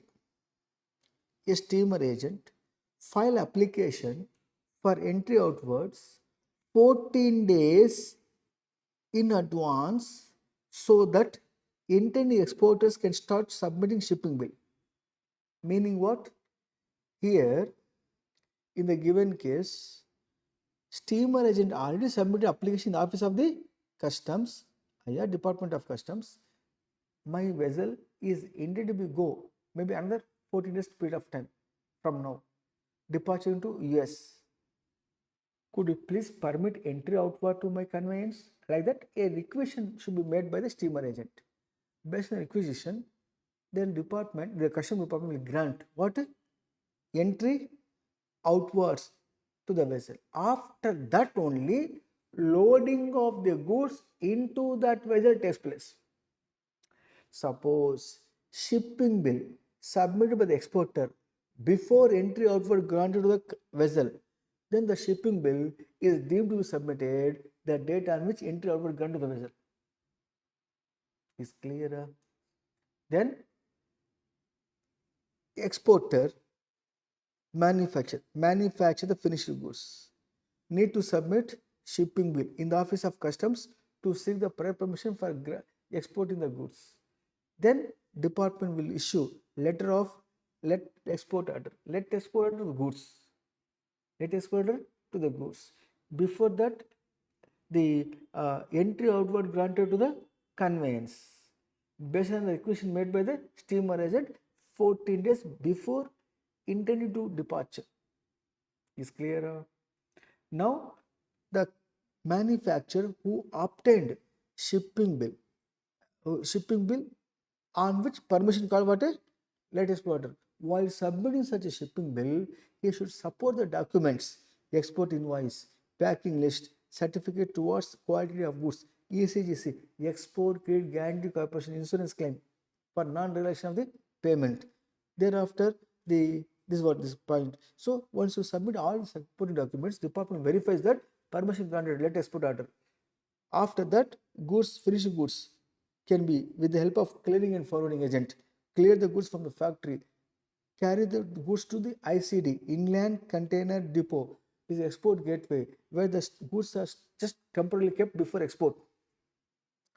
Thereafter, here, the particular manufacturer should submit in the office of the master of the vessel a important document called shipping bill seeking the permission for load the goods. When the department of steamer agent verifies the shipping bill on which the permission granted by the Department of Customs permitting, hey Mr. Importer, Exporter, you please permit the goods into the vessel. The goods has been on board now. Goods on board. That means all these expenditure who incurred before exporting up to the point of loading the goods, exporter incurred. From the importer point of view, these goods are called what? Free on board. Now the goods are unloaded into the vessel.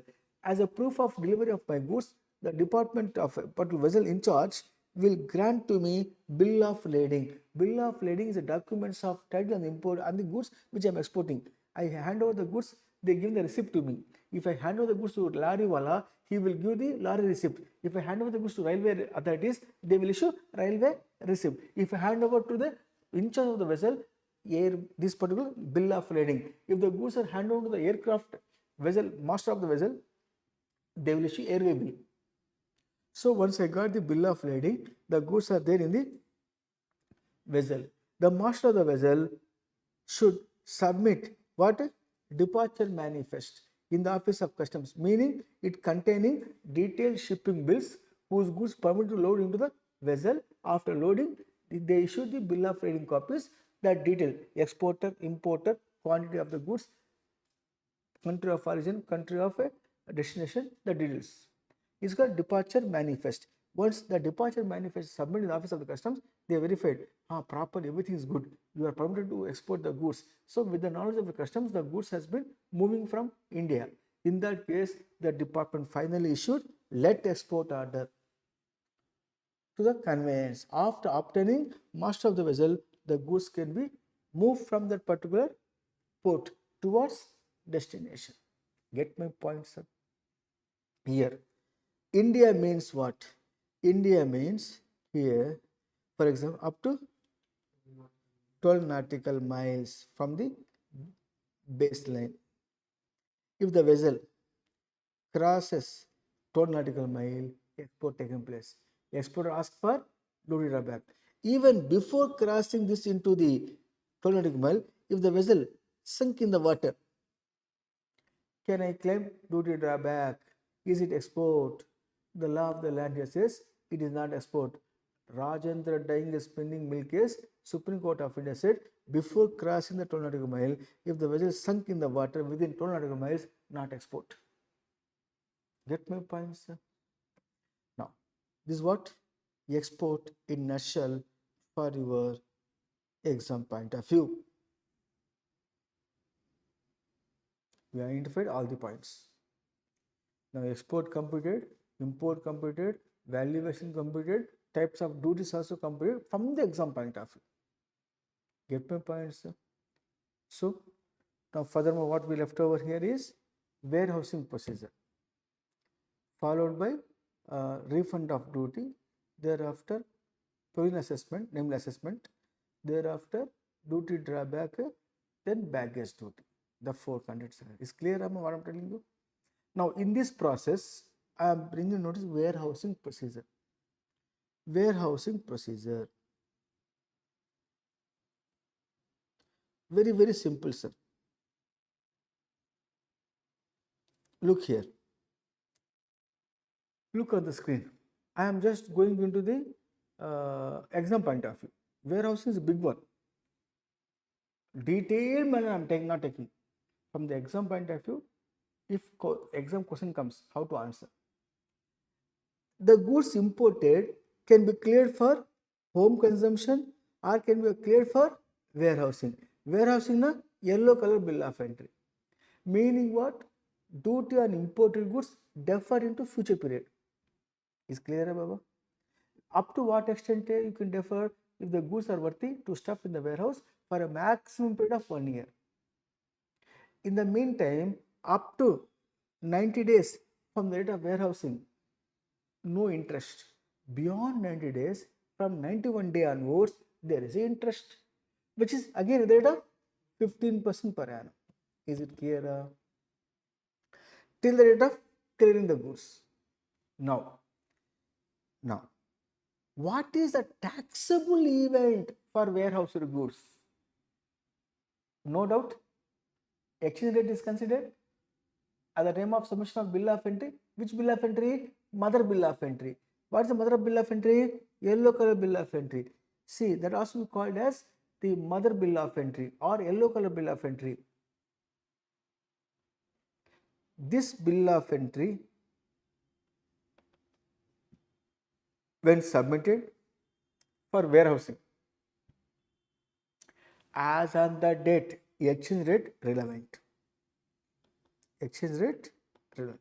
It's one pointer. Point number 2. What is the taxable event? Taxable event for warehoused goods. WG, warehoused goods. Simple. Date of submission of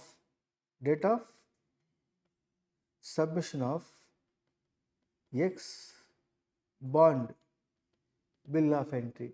What do you mean by X bond bill of entry? When you are submit the bill of entry for warehousing, you have to execute a bond. The bond should containing 3 times of duty. How much? 3 times of duty. Thrice the amount of duty is a bond. Should execute. So this bill of entry with a bond. This bill of entry with the bond. That bond I am breaking it. X bond bill of entry to clear the goods from the warehouse for my home consumption. So taxable event is date of submission of X bond bill of entry. Advantage, I can submit ex bond bill of entries part by part for the part of the goods cleared from the warehouse. Part what I am clearing the goods from the warehouse, that part only will attract the custom duty. However, once the goods are imported, assessment is completed, CF value arrived, shown in the bill of entry, and submit for warehousing. During the tenure of warehousing period, reassessment not possible. What is going to be changed means at the time of submission of mother bill of entry, the rate of BCD may be differ from rate of BCD at the time of clearing the goods from the warehouse for home consumption. So at the time of goods clearing from warehouse for home consumption, what is the rate of duty that is only applied? As long as such import, such clearances is proper import. If it is improper import, what do you mean by improper import? Sir, I import the goods. The goods are warehouse. It may be private warehouse, public warehouse, or special warehouse. The goods are warehouse. Permission granted to warehouse 4 months. Within the time period, I have not cleared the goods. At a later date, I am coming forward to clear the goods for which I have not obtained the permission for extension. Neither I obtain the permission for extension nor I clear the goods within the time period of warehousing. At a later date, I am clearing. That is called improper removal. If so, as on that date of improper removal, rate of duty not applicable. What rate of duty applicable means the duty rate prevail at the time of out to be removed but not removed. Within 4 months not removed, no. As on that date supposed to be removed, what rate of duty that is applicable at the time of physical removal. You get my point? Now, who said like this, sir? Supreme Court of India in the case of Keso Ram Ryan case. In the case of Keso Ram Ryan case, the law of the land here says that if I want to clear the goods within 4 months, 4 months, let us say on 30th April 25, but I cleared on 31st August 2025. This is improper removal. If so, how to be remove the goods on what date?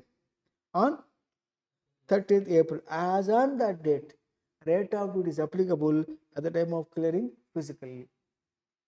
But number of days delay is considered after 90 days, from 91 day onwards till the date of physical removal, the interest will apply. Is clear? Now, in the case of warehoused goods, I am not telling you date of entry inwards granted or date of submission of a ex bond bill of entry, whichever is later. Needless to say, reason entry inward granted goods only can lift from the warehouse, from the docks to warehouse, from the port to the warehouse. So the goods in the warehouse, if the goods in the warehouse means already granted what? Entry inward. Now only I am submitting dash sub bill of entry or ex bond bill of entry, also be denominating green color bill of entry. All are same. Green color bill of entry, sub bill of entry, ex bond bill of entry, all are same. Exchange rate at the time of submission of mother bill of entry, namely yellow color bill of entry of the CBIC.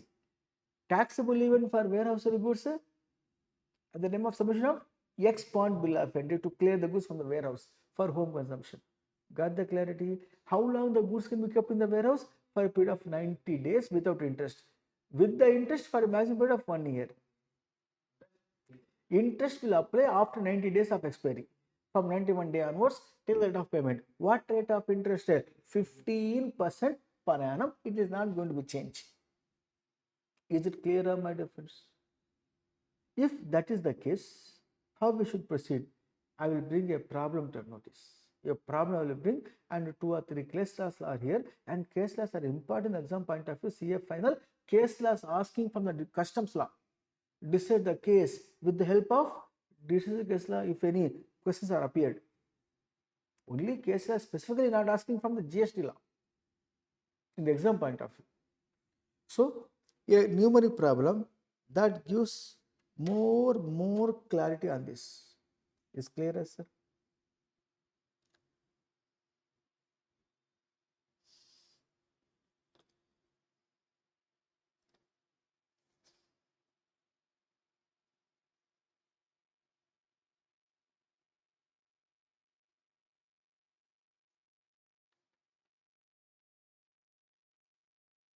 See a final exam problem.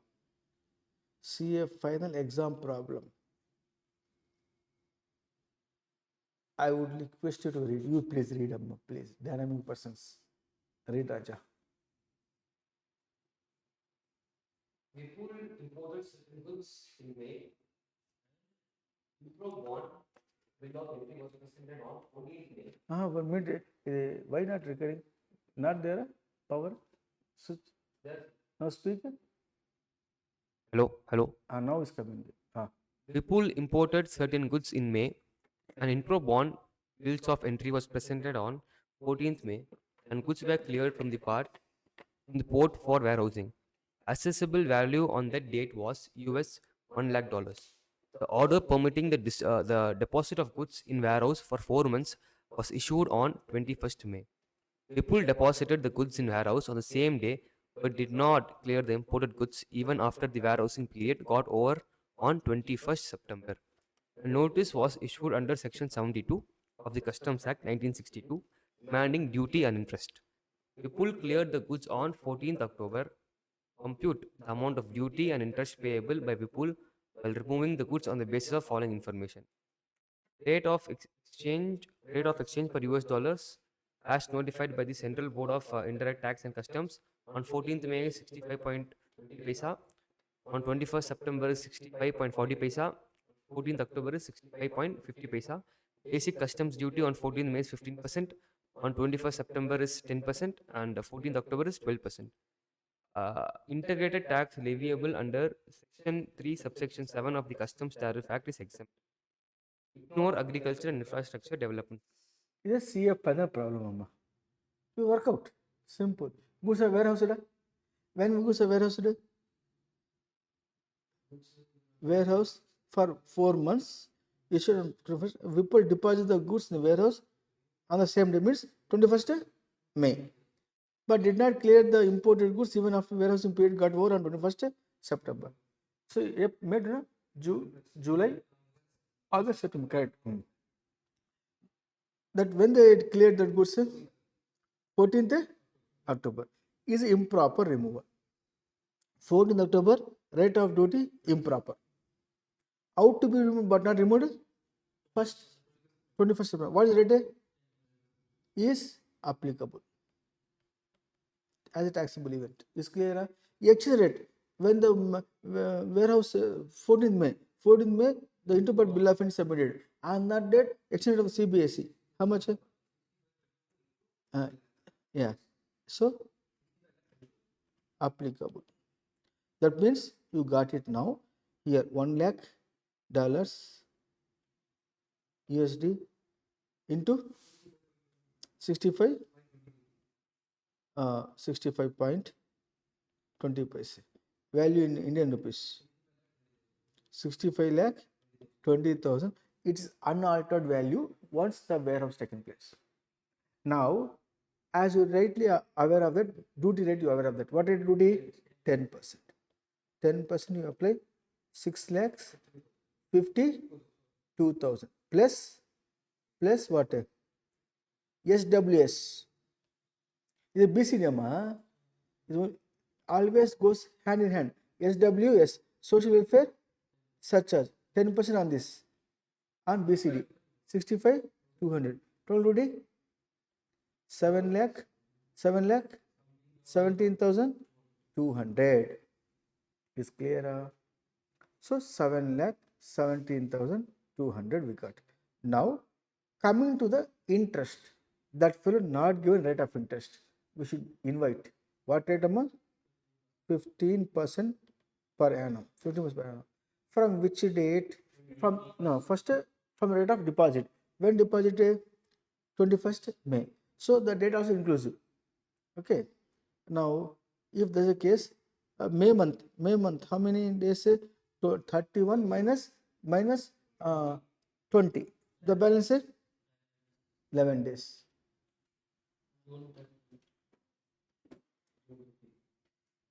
You get my point, sir?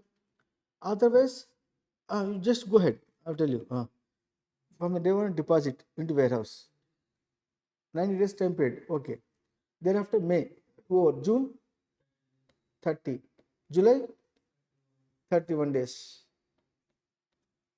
Thereafter, August 31. September 30. October 40. But here in the May month, how many days you taken, Amma? 11 days. Generally, the institute is considered count start from next day onwards. If you deposit today, the reckoning 9 days count start from next day onwards. This is what the institute is to be considered. You can give the note otherwise. Deposit 21st May. So total duration from the day one of deposit. If you give a whole good, so 11 days. So total number is how many days here? May, June, July, August, September, October. Correct. How many days?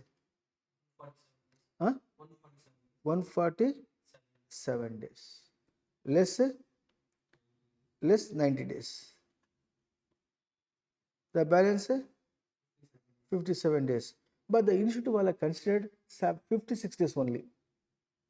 Institute wala considered only because 21st of May deposited, no, from 22nd onwards the count started.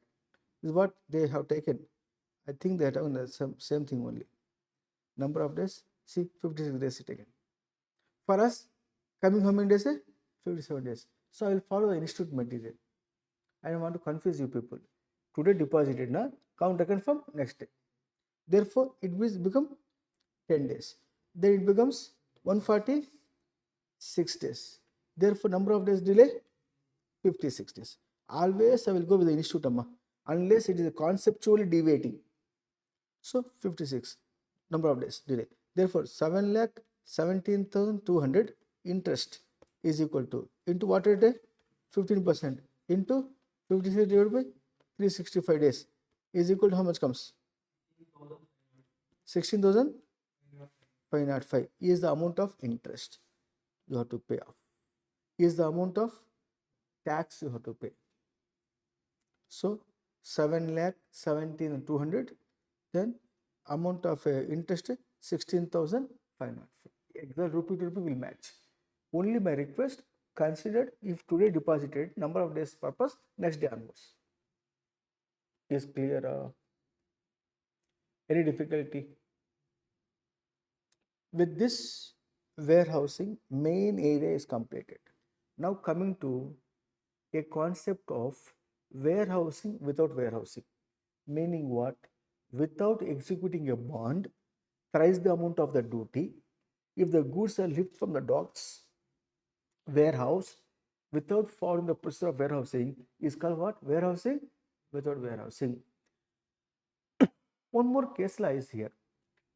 In the case of Biko Lari Limited case, what happened, you know, my dear? Goods are warehousing and submit the sub bill of entry. Duty paid. Physically, goods not cleared, but duty paid.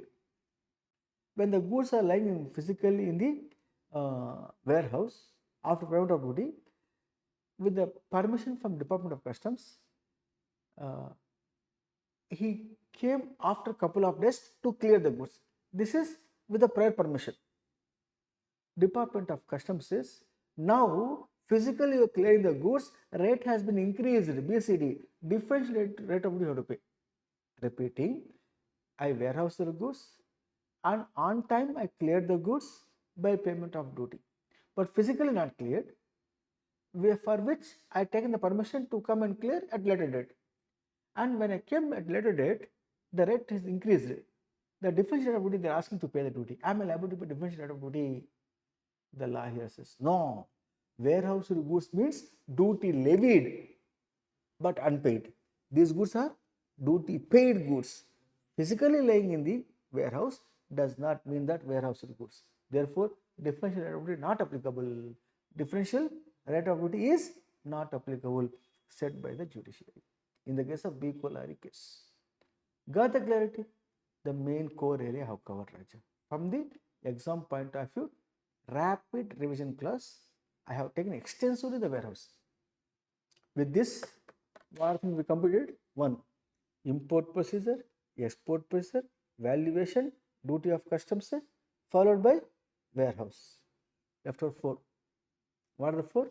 Refund under the customs, provisional assessment, baggage duty, then after duty drawback. Is clear? Duty drawback. Thereafter, last point, FTP. Is clear? We are going to complete today class at any cost. Tomorrow extension not there. On time we are going to complete.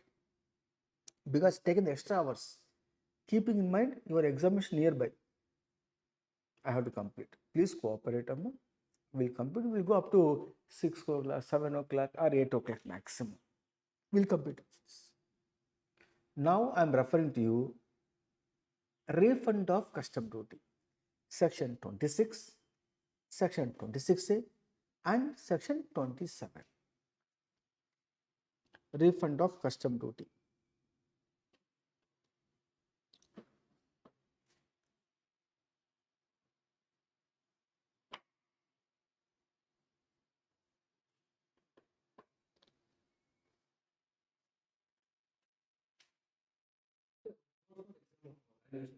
Loudly. Compulsory will come. Valuation. Without valuation, duty of customs. Without which question paper not printing nowadays. At final. Valuation means CFL computation. Duty computations. Both together also will come. Together also.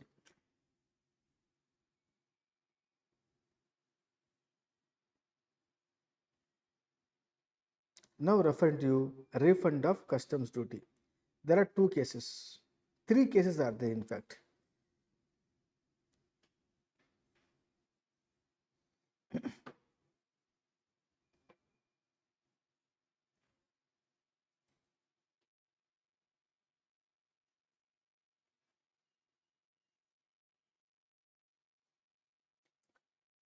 Look on the screen, my dear sir. A refund of export duty. Section 26. When possible, duty paid on exported goods can be claimed as refund if the goods are returned to such person otherwise than by way of resale, means sales returns. The goods are imported within 1 year from the date of exportation and an application for refund of such duty is made before the expiry of 6 months from the date on which the customs officer makes an order for importation. Conditions apply. My exported goods will come back to me as my sales return within 1 year from the date of export. An application should be made for refund within 6 months from the date of permission granted to import the goods. Then the duty paid on exported goods can ask for refund. On the other hand, refund of import duty, section 26A, where duty paid on imported goods can be claimed as a refund if goods are exported or importer relinquishes the title on the imported goods or such goods are destroyed within 30 days from the date of the order of clearances for home consumption is issued.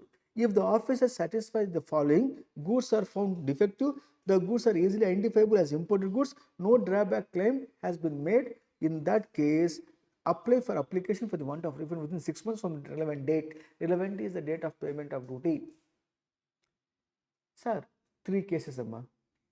Import duty paid.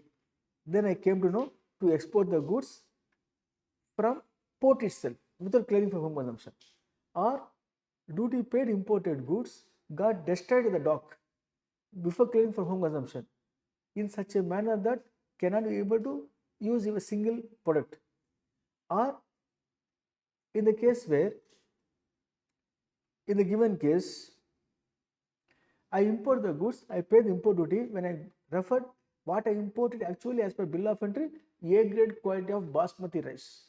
But what is came into that container? Broken rice, idli arsi. But I paid premium price.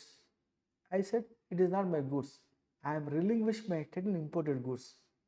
In that case, duty paid on such imported goods can ask for refund within a period of 6 months from of payment of duty. Is clear as now. Coming to section 27, which talks about refund of import or export duty not covered under 26, not covered under 26A. For example, incurred assessment, overvalued, overpayment of duty. You get my point, sir? Or my goods are exempt goods, but department asked me to pay what I paid. Thereafter, exemption has been issued with retrospective effect. By the time I had paid import duty on that goods, can I ask for refund? Yes. Provisional assessment became a final assessment with excess payment of duty. Can I ask for refund? This entire not covered 26A, covered under section 27, where the relevant date here is as follows. Relevant date as per the yeah,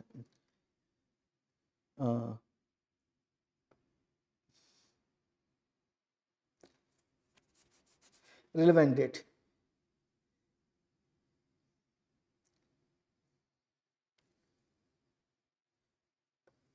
with here the period of limitation 1 year. Rule number section 27 1B. The period of 1 year. From which period 1 year? Now PA became FA.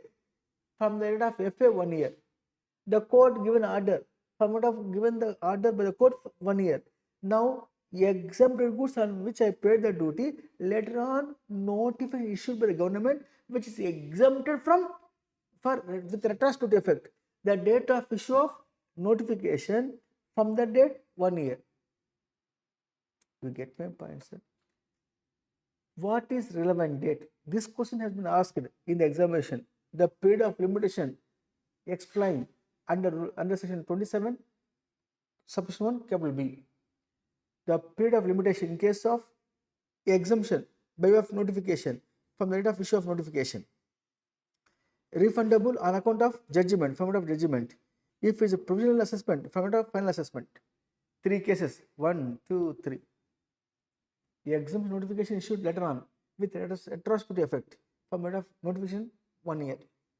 Or in the case of judgment given by judiciary to grant refund from the decision given by judiciary from that 1 year. In the case of PA become FA from the date of FA 1 year. Is clear, sir? To claim refund. If I made an application for refund, if not granted within 3 months from the date of receipt of my application for the grant of refund, department will pay the interest after expiry of 3 months at the rate of 6% per annum. You get my point? 6% per annum. So, the last date of granting refund they won't give. That normally applicable. That you follow. That is concept.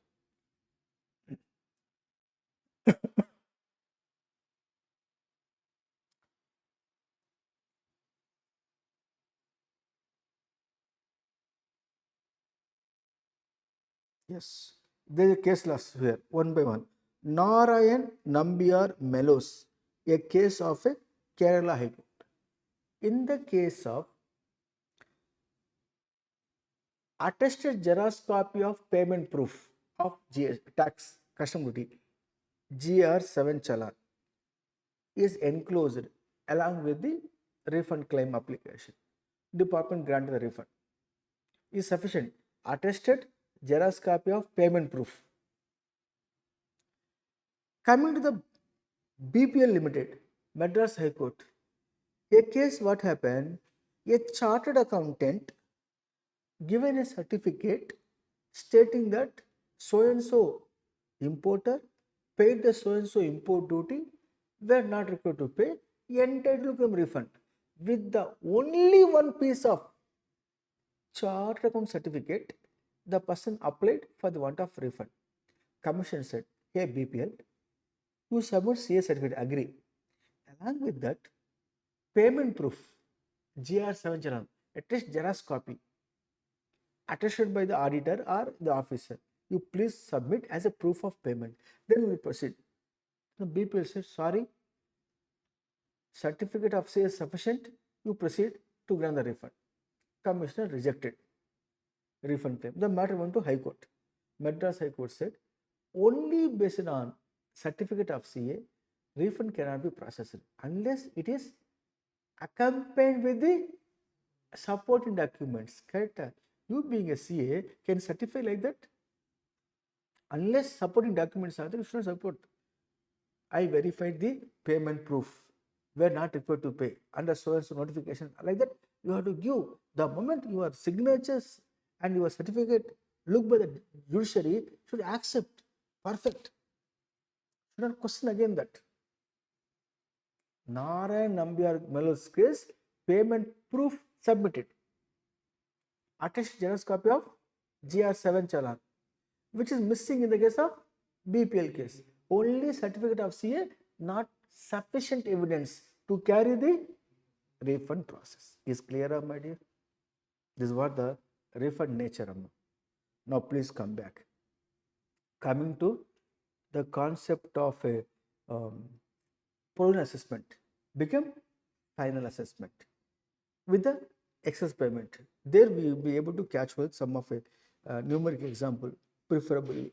You know, PA is granting upon the recommendation made by the importer where he is not able to add the value of imported goods and permitting to clear the goods by payment of some amount. Once it becomes finalized, with the shortfall, pay the interest, excess can claim refund.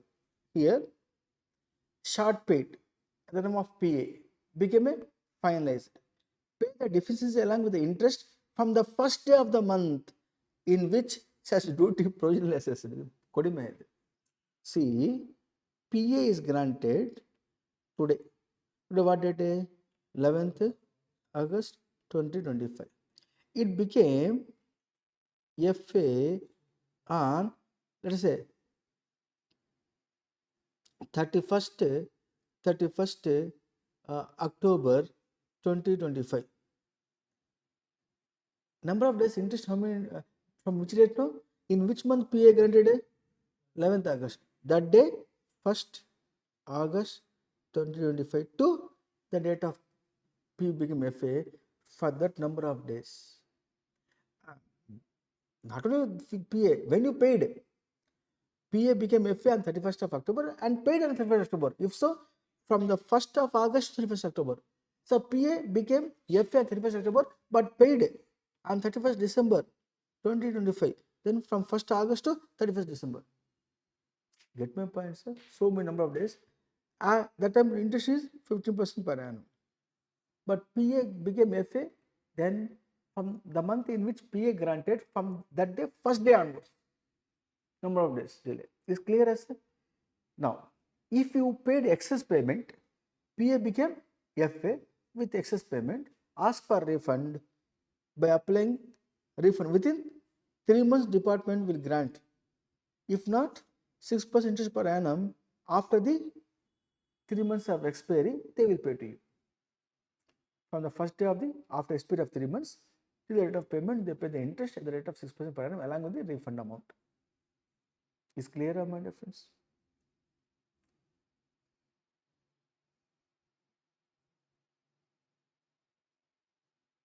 Generally here, PA should become within, finalize the process within 2 months. If not sufficient, they may extend on the 2 months time period. Like that, they have given for extension time period. So PA become FA with excess payment, claim refund, apply refund. Within 3 months, they will grant refund. If not, after expiry 3 months, 6% per annum. When PA become FA with the shortfall, you have to pay the amount of interest from the first day of the month in which PA granted. Here, duty on baggage. What's baggage? Luggage. When you carry the goods outside India along with your baggage, there won't be any duty. Unless valuable things you are carrying, which you can disclose to the Department of Customs at a airport or a seaport. There's international customs are there. There you disclose the valuable thing as often country of origin. For the goods you went to abroad, when you coming your own valuable things, there won't be any duty because you're going to show country of origin certificate to opt-in already. On the other hand, if you being Indian passenger or a foreign citizen coming to India with valuable things from outside India along with you, then in that case, that is called luggage, which is baggage. That baggage up to a particular limit, gender fee allowance, duty free. Beyond that, duty will attract. Only one duty, BCD only will apply with social welfare surcharge. What rate you know? Beyond that limit, 35% of the BCD plus social welfare surcharge on 35%, effectively 38.5% duty on baggage. 38.5% duty on the baggage. You get my point, sir? In this process, sir, what about IGST? Not there. Why, sir? Everything covered here is a 35% Baba BCD plus social welfare surcharge, 38.5% effectively. 35% is on which 10%, 3.5. 35 plus 3.5, 38.5%. Why I am telling this much of times the percentage means examiner in the examination not going to provide the rate. You have to identify this and recapture in exam hall, apply. What is the general fee allowance? Look here. If you are coming from a country outside India into India, being Indian origin, coming from a country outside India, excluding infant, meaning what? Infant means here என்னப்பா யாரு Madam, என்ன madam, என்னவா கேட்டாங்க அந்த tea குடிச்சு கொடுத்துட்டீங்களே okay, thank you. Now my dear friends, infant means the young baby. For young baby, no gender fee allowance. Then if you are coming from outside India into India with your valuable things like this watch or the video camera or something like that, then that is allowed to bring from a country other than Nepal, Bhutan, Myanmar. You come to India as Indian origin or a foreigner, but not an infant. Infant can come. Infant, one gold vadanam, bracelet, thereafter gold chain, and they're not permissible. Get my point, sir? Infant only his hug is permissible. 1 minute. Gender fee allowance up to rupees 50,000 per passenger is given. Means I am Mr. Rafi, Indian origin, went to UK, United Kingdom. There I purchased one video camera, one watch, one cell phone. All together 1,85,000 Indian rupees. I landed into India. When I'm coming back only the baggage duty. When I'm going there won't be any duty. When I come back to India, department verified my baggage. This is under 1,85,000 minus general fee allowance how much? 50,000. The balance how much? 1,35,000 on which 38.5% duty I have to pay.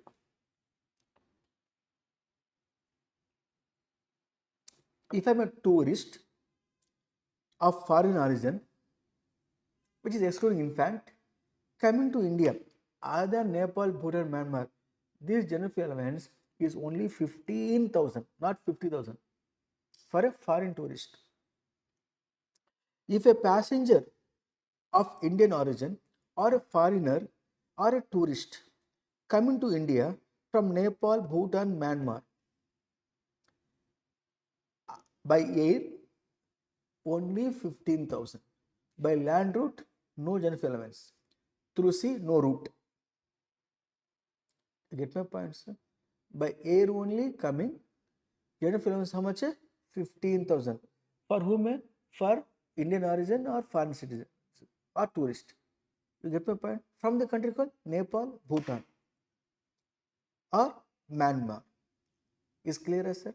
Or from any other country, it foreign tourist, only 15,000. From any other country, for Indian origin, 50,000.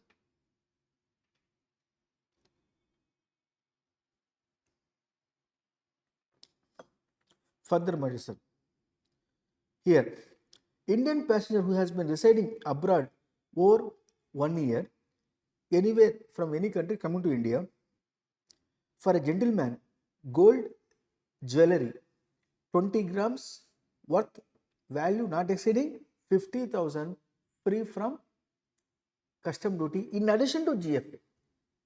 But the condition is you must be Indian passenger.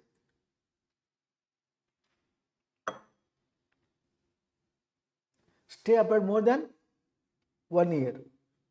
For a lady passenger, 40 grams worth of jewelry whose value not exceeding rupees 1 lakh free from duty in addition to general fee allowance of rupees 50,000. Further, all passengers coming from any country allowed to bring alcohol meant for human consumption up to 2 liters only. Beyond that, will attract duty. All passengers coming from anywhere, cigarettes here considered 100 numbers only, cigarettes. Thereafter, cigars 125, as 50 sticks only, cigarettes 100. This is something to me eyesight problem. Here, cigarettes 100 numbers, cigars 125 numbers, tobacco 125 grams alone allowed to bring under the limit of GFA. Beyond that, if you are bringing the value of which 100% value is value of duty. Separate notification is there. You are a passenger coming to India having 18 years and above, allowed to bring one laptop, not computer, laptop. Laptop is different from computer. One laptop is allowed to bring free of duty irrespective of the value of the laptop.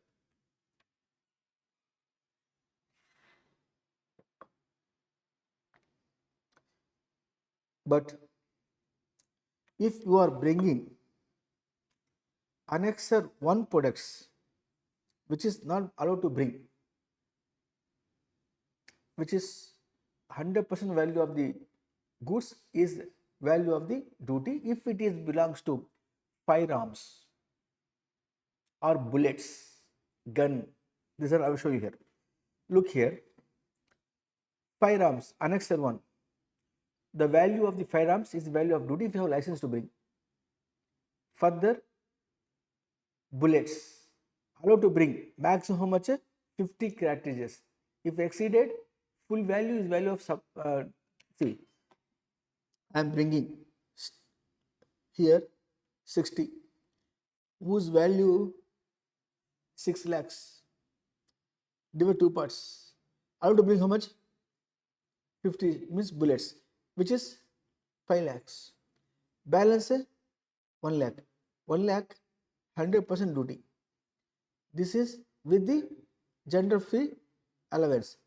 If exceeded, then fee allowance how much? For example, 50,000. Over and above, how much is it? 4 lakh 50. On 4 lakh 50 at the rate of 38.5%. Get my point, sir.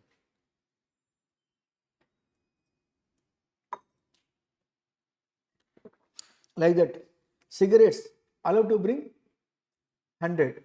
Beyond 100, 100% value of cigarette duty. Cigars allowed to bring how many? 25. Beyond that, the value is 100% duty. Tobacco allowed to bring how much? 125 grams. Tobacco 125 grams. Beyond that, full value duty. Now you are allowed to bring 2 liters of liquor. Now be reduced. 2%, 2 liters of liquor allowed. If you're bringing, how many liters? Here 6 liters, for example. Allowed how many? 2. Balance how much is there? 4. 4 value will attract duty, not 100%, 38.5%. Only this nature, amma, firearm, firearms, firearm, cigarettes, in this considered 100% beyond permissible limit. Firearms are considered, firearms means what? This one. Even single piece not allowed to bring. If you bring, have license, 100% of the firearm is equal to value of a duty. That 100% is only applicable for this case. In the case of cartridges, 50 allowed. More than that, 100%. Cigarettes, how many allowed? This one, bullets 50, cigarettes 100. If I bring 200, 100 allowed, balance 100, 100% duty. Like that, cigars allowed 25. If I bring 75, then what about 25? Namely 50. The value 100% duty. Like that, tobacco 125 grams allowed. If I bring 150 grams, balance 25 grams, the value 100% duty. So the up to allowed limit GFA. Worried about GFA 38.5%. Worried about the limit 100%. With that is over. Now coming to liquor. Liquor allowed to bring. How many liters? 2 liters under GFA. More than that, 38.5%, not 100% of the duty. It's clear. Further, gold, silver. I said jewelry, wearing ornament different. Gold, biscuits, or silver biscuits or coins, which is not a jewelry. Allowed to bring nothing. You are bringing, not harmful, but without any GFA, then will attract 38.5% custom duty.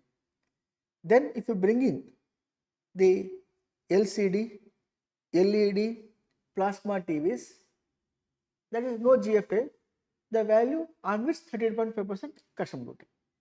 If you pay, goodbye, bring. Otherwise, the department will hold it. They won't permit you. Get my point, sir?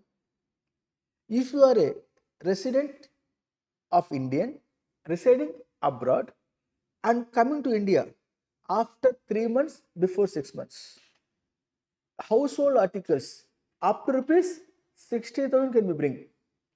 If you stay abroad for more than 6 months but not exceeding 12 months, household article up to 1 lakh you can bring into India, which is in addition to general fee allowance, in addition to one laptop.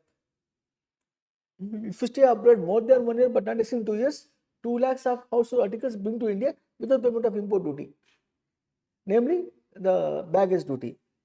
About 2 years you stay and coming to India with your household articles up to rupees 5 lakhs of that value free from duty. What is not allowed your baggage means, if you are coming to India with this following goods, what is not allowed as a baggage here? One is called here is gold, silver, permanent baggage. Then here what we can call the motor vehicles. If you bringing the motor vehicles, which is not a allowed to bring here. Baggage is not belongs to this.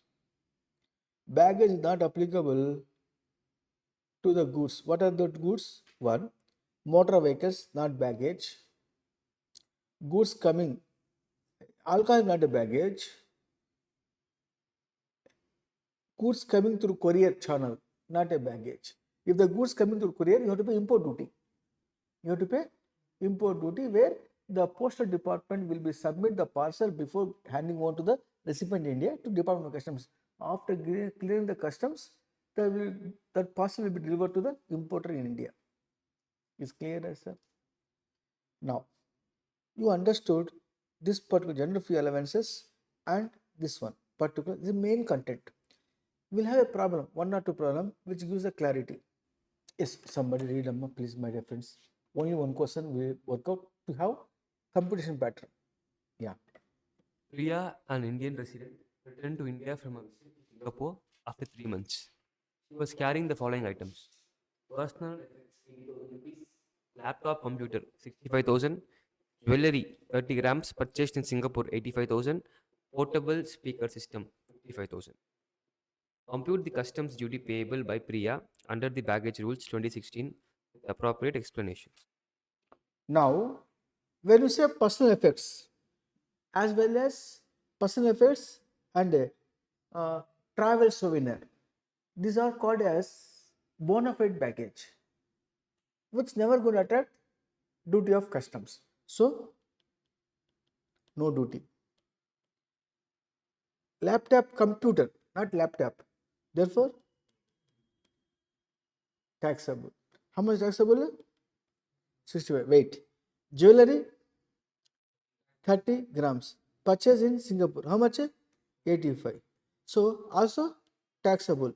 You cannot claim the benefit of a 40 grams or 1 lakh rupee value is not taxable. You cannot claim because you stayed only, that is applicable only after 1 year, you come in only applicable. So, taxable. How much? 85,000. Portable speaker, how much? 55,000. Also taxable. Total how much?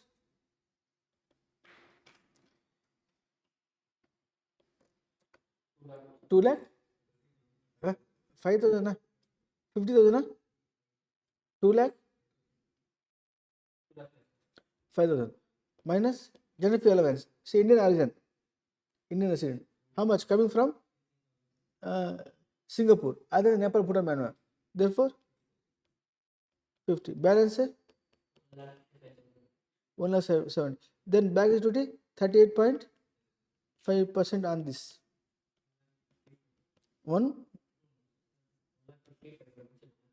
1 lakh 55. 1 lakh 55,000 at 13.5%. How much, Raja? 15,670. 75. It's clear.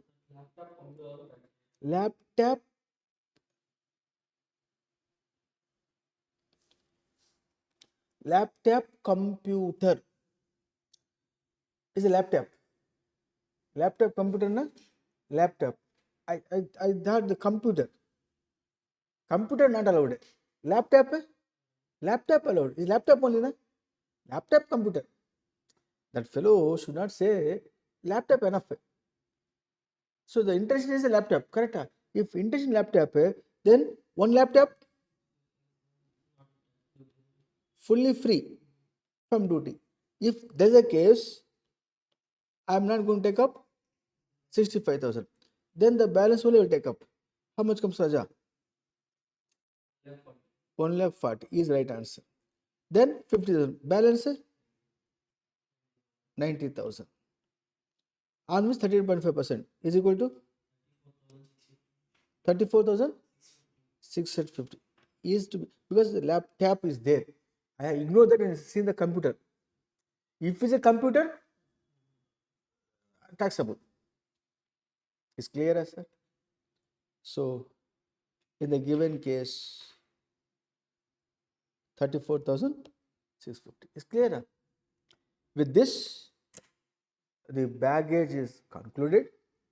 Customs law is concluded for the rapid revision classes of September 25 CA final classes. Is clear?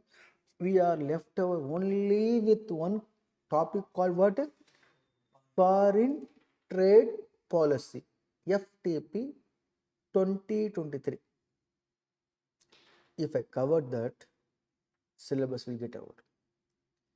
I will take up technically simplified manner, thereby you can easily able to catch all the points what is expected in the institute examination, easily answer. In that FTP, I will highlight duty drawback. Is clear? Now, can we take 10 minutes break? 10 minutes relax. Now, see, I have been covered with the exam point of view, Baba. Try to understand.